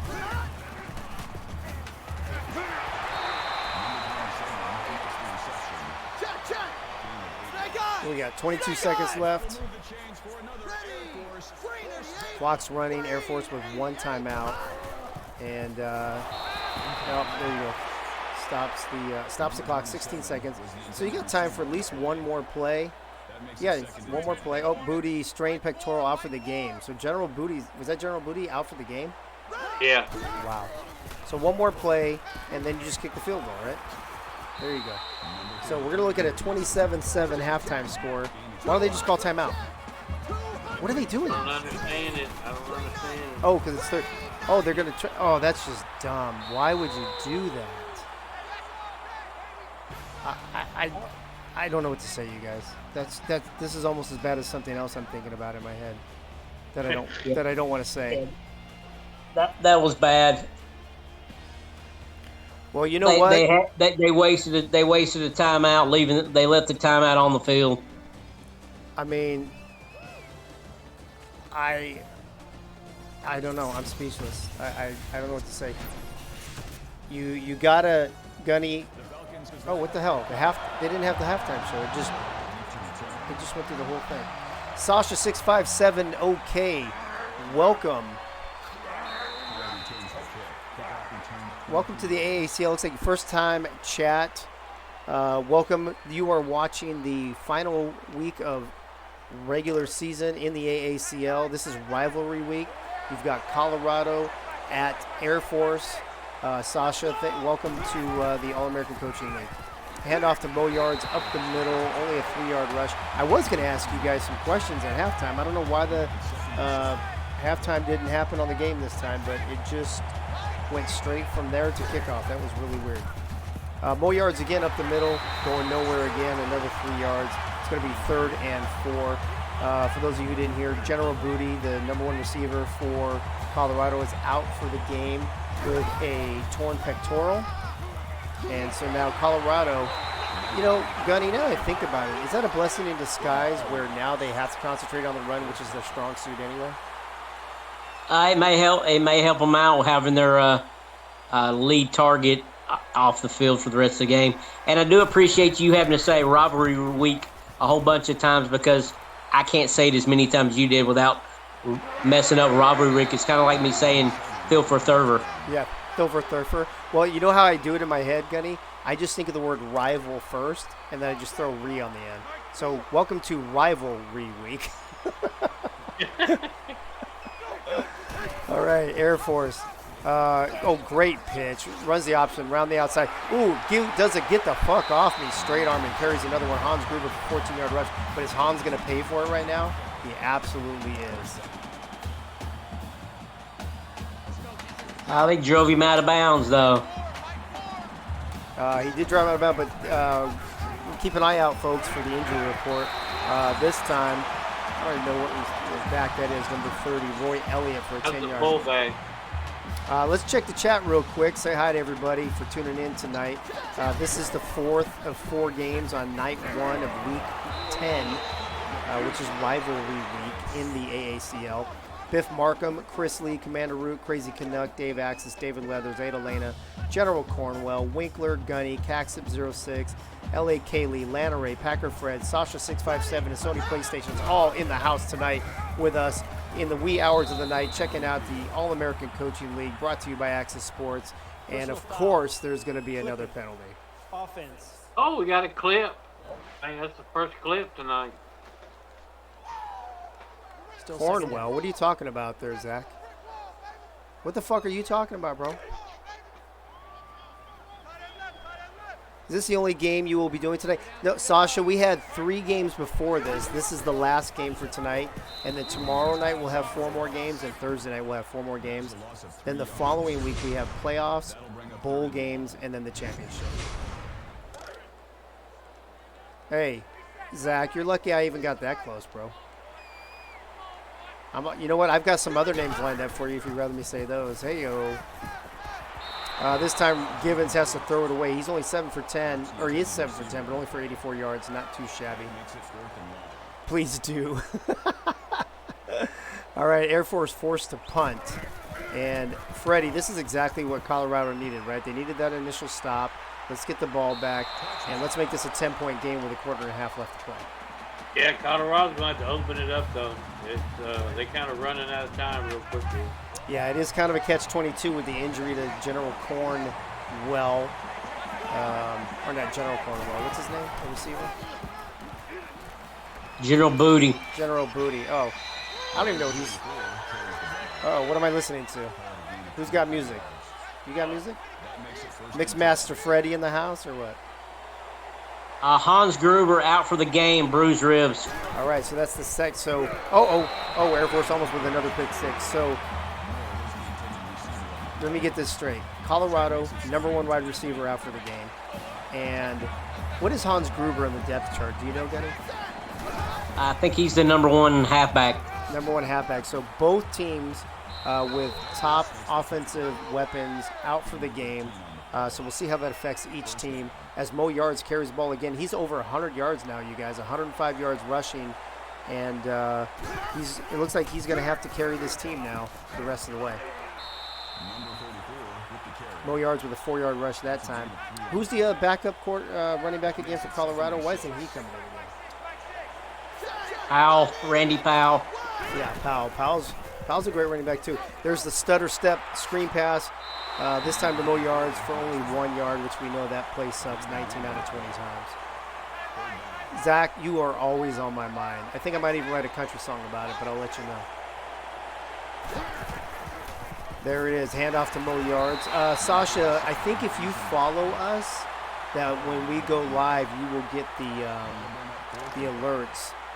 We start all of our games at 9 p.m. Eastern and go, or I'm sorry, 8 p.m. Eastern and go till midnight. So 4 games, each game takes about an hour. Florida man dropping back, throwing it in traffic. It's almost picked off again by Air Force.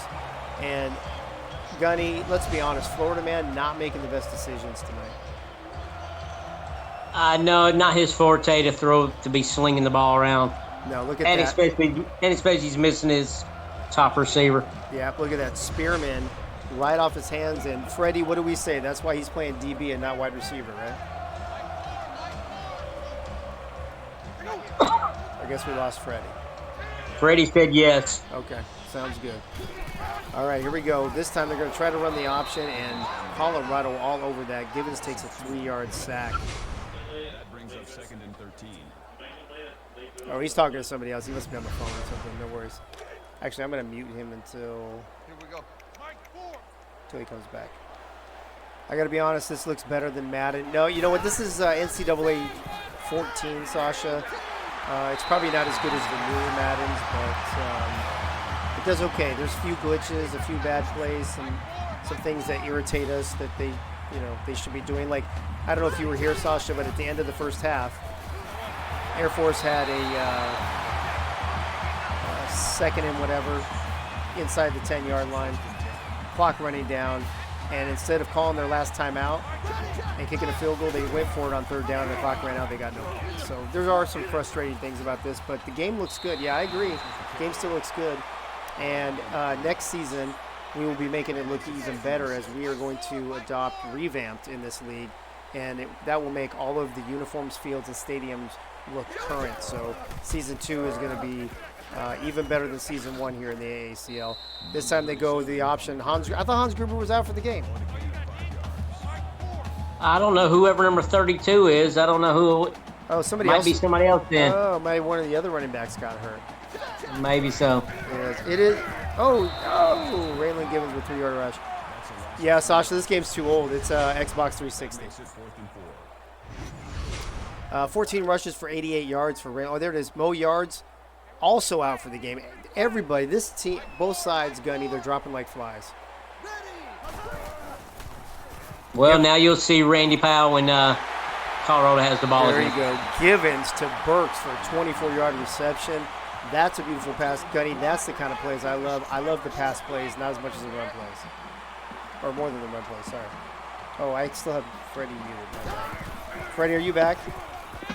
Yeah, I'm back now. Sorry. That's my phone, man. I had a phone call with one of the restaurant managers. No worries. I figured it was. I server muted you, but then I forgot to unmute you, so.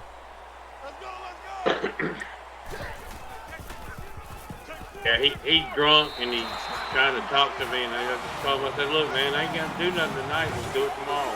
Exactly. Just on and on and on. Dixie Normus with his 2nd touchdown reception of the night. Great. Look at that. What a great route. I love that. That was beautiful. Nice slant pattern there. Did it turn out the light time? No, not yet. It's still a little early. 20 seconds left in the 3rd quarter. You guys get ready to get your 69s up in the chat at the end of the quarter. That's how we roll here at the AACL. We don't put our 4s up. We put 69s up because that's just who he is. 20 seconds left here in the 3rd quarter. Cornwall shooting his load too early as usual in the see, this is what happens when you fuck around and put number 4 instead of 69 there, bro. Sasha 657, yes, that game is going to be very interesting, although I think it's going to be off of a Madden, based off of the new Madden game, is what I heard anyway in 23. And so that'll be the plan here, is we did a regular season this season. Next season we'll go to revamped, and season 3 we'll go to the new NCAA game that's coming out in 23. Yeah, they are. Yeah, that's what I thought. Cornwall, did I just say that? I just said that. All right, 15-yard reception for Upman. And thank God Zach's here to tell everybody what I just said and put 4s up in the chat. There you go. Reminds me of Nate Hall always saying, hey, do for progression or something like that. Yeah, come on. Come on, Zach. Get your act together. Well, first you have to learn how to spell. 8 seconds left in the third. We'll put our 69s up in the chat here in a moment once we get to the fourth quarter. I don't know what's going on. This last 18 seconds are taking forever. Oh, now you can spell all of a sudden, huh, Zach? All right, here we go. Florida man from the shotgun. 2 receivers to the left, 2 to the right. Stutter step screen pass. That's going to go almost nowhere. 4-yard reception for Randy Powell. And, of course, we're going to drag this third quarter out even more with 1 more second on the clock. And there it is, folks. Finally, at the end of the third quarter, now you can get your 69s up in the chat as we get ready to move on to the fourth quarter of the Cannabis Classic between Colorado and Air Force. Air Force dominating this game thus far, 31-7. As Florida man from the shotgun. They're going to run the same play they just ran a moment ago, but they got 4 yards off. And this time they're going to get a whopping 1 yard. Why would you ever run that back-to-back plays like that, Gunny? I don't get it. Especially I think you had a question about our players being named. Yeah, we name all our players. Yeah, we've got, Sasha, we've got some really crazy names. So everybody's allowed to name, I think, what I give you guys, 10? 10 players? 10. Pretty much anything you want. We've got some very crude names. We've got, you know, whatever, sexual innuendos, funny names, celebrity names, all kinds of crazy stuff here. Yeah, so he's Florida man. One of the running backs there is Mo Yards, that kind of thing. Oh, it's Sasha. It's a lot of fun. I don't know if you caught, but the receiver for Air Force, his name is Dixie Normus. Oh, you have Madden 22? I'm kind of a Madden 20 guy myself, I think, if I had to pick a Madden game. Raylan Givens this time around the outside, up the middle. He's going to run over a referee, and he's going to scamper 26 yards for a touchdown. And, Freddie, you might want to start warming up those vocal cords, baby. Turn out the lights, the party's over. They say that all good things must end. Let's call it a night. The party's over. Until tomorrow, we do the same old thing again. Good night, Colorado. Good night, Colorado. So, Gunny and Freddie, let me ask. 4 minutes and 18 seconds, almost a full fourth quarter left on the clock. Is that the earliest we've ever sang that song? I think Freddie's probably sang it earlier. I think he sang it earlier, maybe one other time. Oh, probably in your game last week.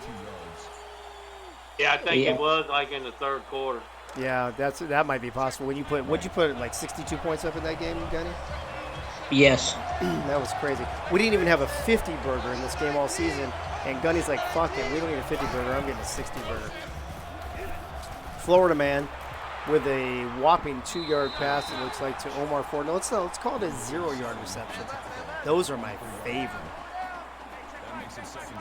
But I don't think I would have scored that many if it wasn't for my backups wanting to play. If it was my regular stringers, they wouldn't have put up that many points. That's very possible. Goes to Omar Ford, back-to-back plays. 1 for 0, 1 for 1.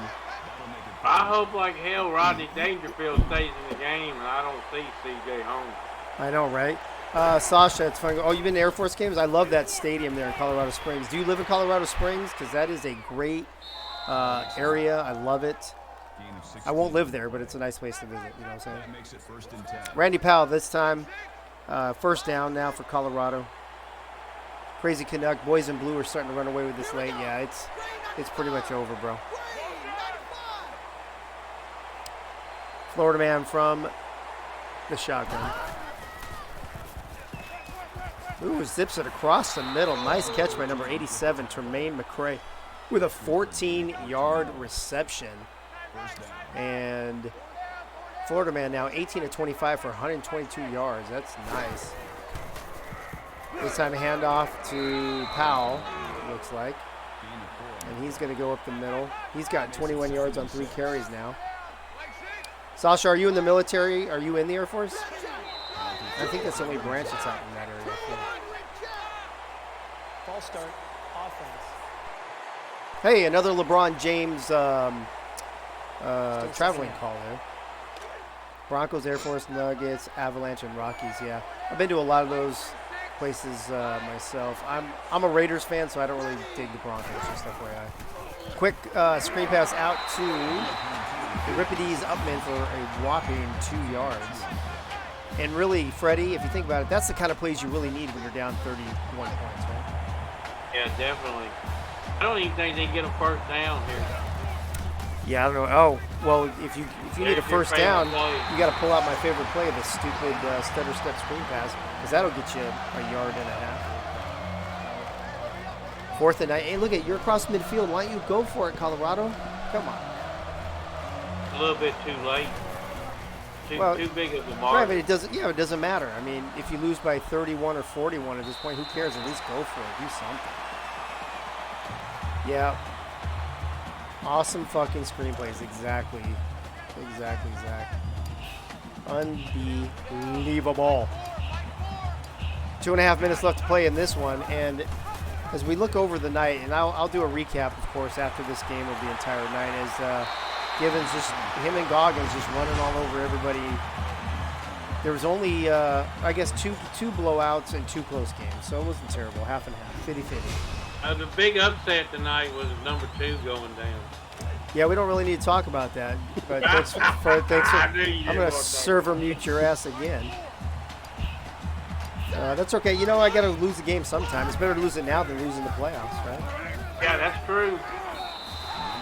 And now you have to go on the road. Hans Group. That's okay. Apparently, after tonight, I must play better on the road because last week I played at Houston and I crushed them. This week I play at home and Washington State beats me. So maybe I'd rather play on the road anyway. I don't know, Sasha. I'm afraid to say certain things because I don't know how old you are. We have some crazy people in this chat. We'll come up with some really crazy, wild names. So, Givens under center, 29 seconds. Wow, that was a quick minute and a half. They must have ran the clock down. And Roy Elliott, that's going to wrap things up, folks, here in Colorado Springs. Air Force putting on a clinic, 38-7 over the Buffaloes. And we're going to get ready to go to the stats here in a moment. But, Gunny, were you as surprised as I am that Air Force just crushed them? Or that's kind of what you called – no, you called Colorado, didn't you? Who'd you call at the beginning of the game? I called Colorado. Oh, you did? I said the Air Force rushing attack. Oh, gotcha. Okay. Well, as we get ready to go check out the stats here after we check out the highlights, there's the pick 6. I'll have to jot that down. For the stats later. But anyway, so Gunny, what did you think about your prediction and the outcome? I was really surprised, and they still had a good rushing attack, but they had the pick 6 for 7 points. They had Dixie Enormous scored 2 receiving touchdowns for 14 more. So there wasn't I think Robin Raylan Givens is the one that scored the other 2 touchdowns for the Air Force Falcons on the rushing attack. There you go. Freddie, what? Asking us for suggestions to name his quarterback. Oh my goodness. I'm gonna have to think about that for a second. We'll have to think about some of the crazy names we have in our league. But let me get through all this stuff first, you guys. Let's check out the game stats first. The team stats here. And let's go. 38-7, obviously. 20 first downs to only 15 for Colorado. Total offense, rushing, and everything except for passing yards in Air Force's favor. But look at you guys. Look at the terrible third down conversion by both teams. 2 for 9 and 1 for 5. That's just terrible all the way around. Red zone. No. Just the 1 turnover. Well, Air Force didn't need many third downs because they usually got all their first downs on second down with a big run. Yeah, that's true. Closer in overall yards. Penalties 3-1, and the time of possession about a minute difference in favor of Air Force. But we're used to Air Force having the edge on time of possession with the offense they run. Raylan Givens, 10-13, 114 yards, 2 touchdowns, 76%. Only sacked the 1 time with a quarterback rating of 201.3. And another 125 yards. And Gunny, this is what we're talking about, right? We talked about it, about Vaginitis earlier, and then your quarterback as well. These dual threat quarterbacks are really ruling this league right now. Yeah, the quarterbacks are certainly going to be in the MVP races or the Heisman Trophy race at the end of the year. Yep. Dixie Normus with only 3 receptions, but 2 of them were touchdowns, so he had a ball game.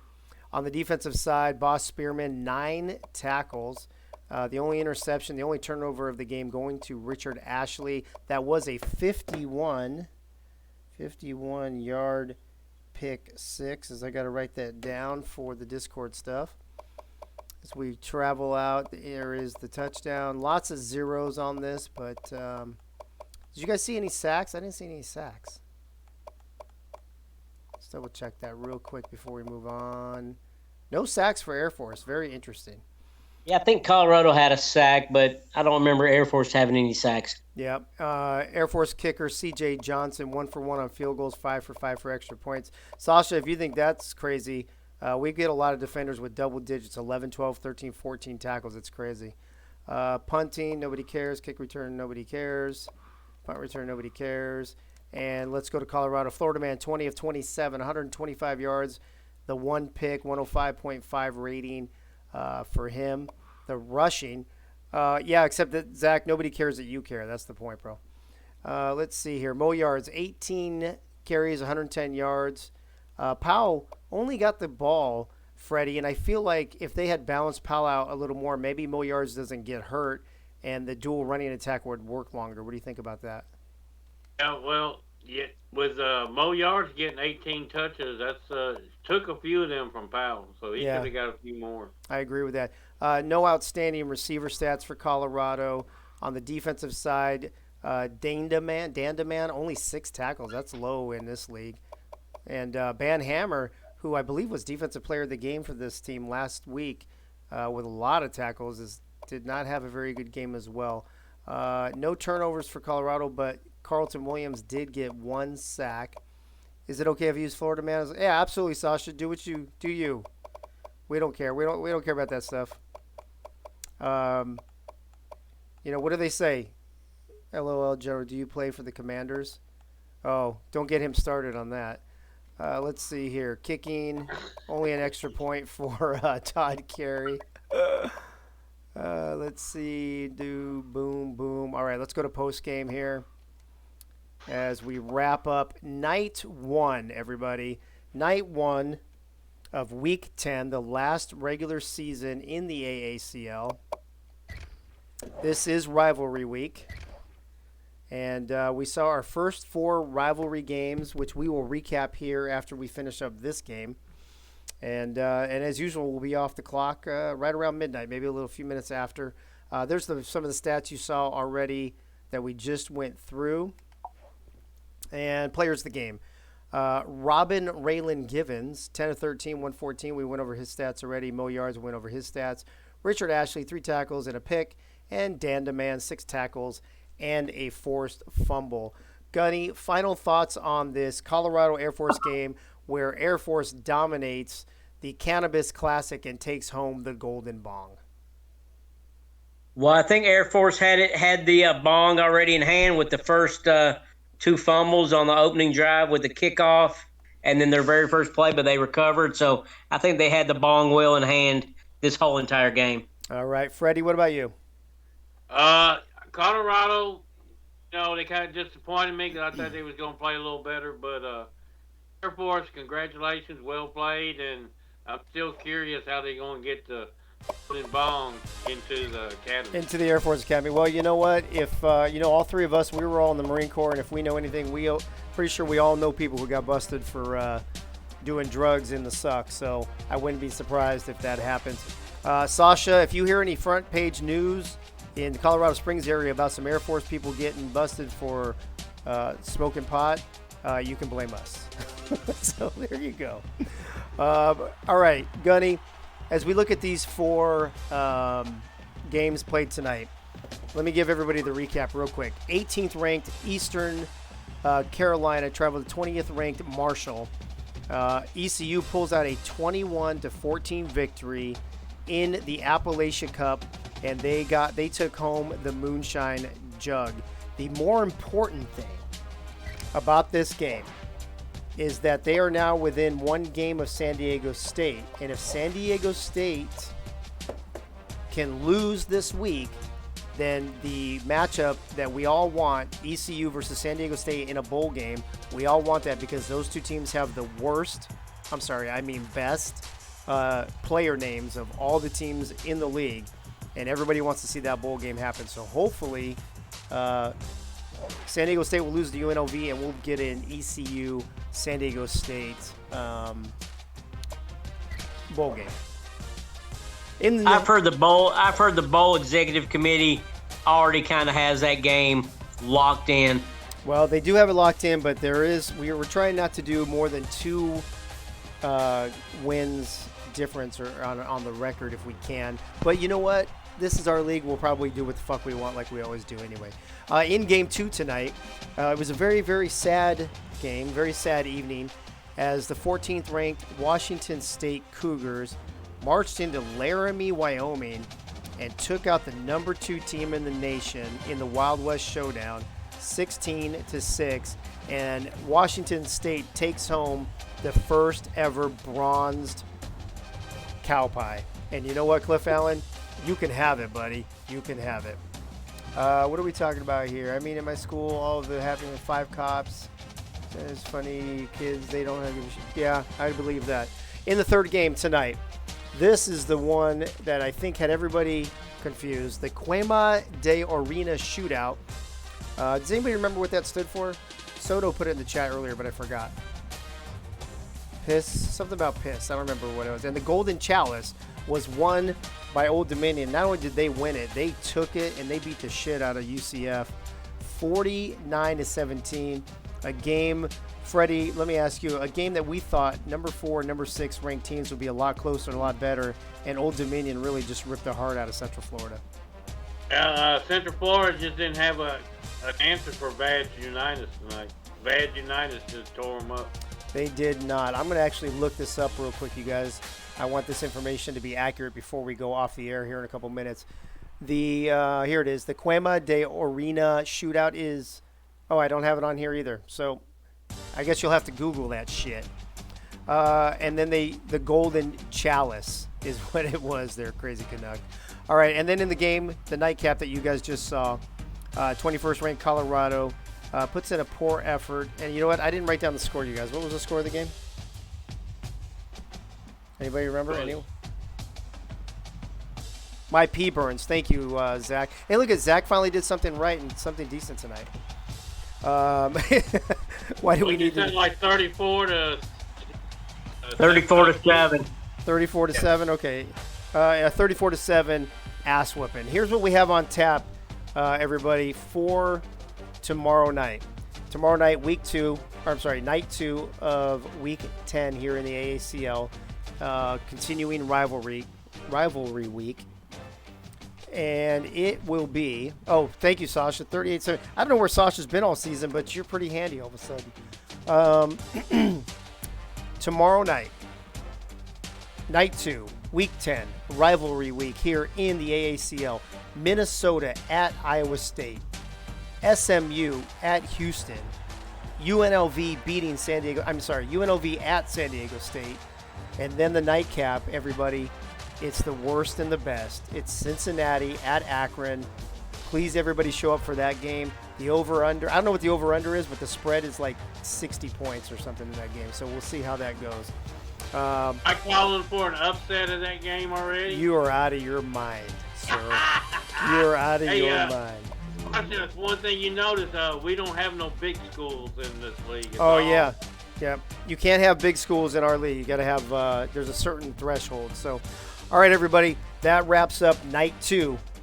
Night 1, and we'll see you tomorrow night, night 2. Don't forget, we'll be right here on this Twitch channel tomorrow night, 8 p.m. Eastern, as we continue Rivalry Week, which will help set up next week, the Bowl Week. So, in the meantime, have a good night. Have a glorious day tomorrow. We'll see you tomorrow night here, 8 p.m. Eastern. Good night now.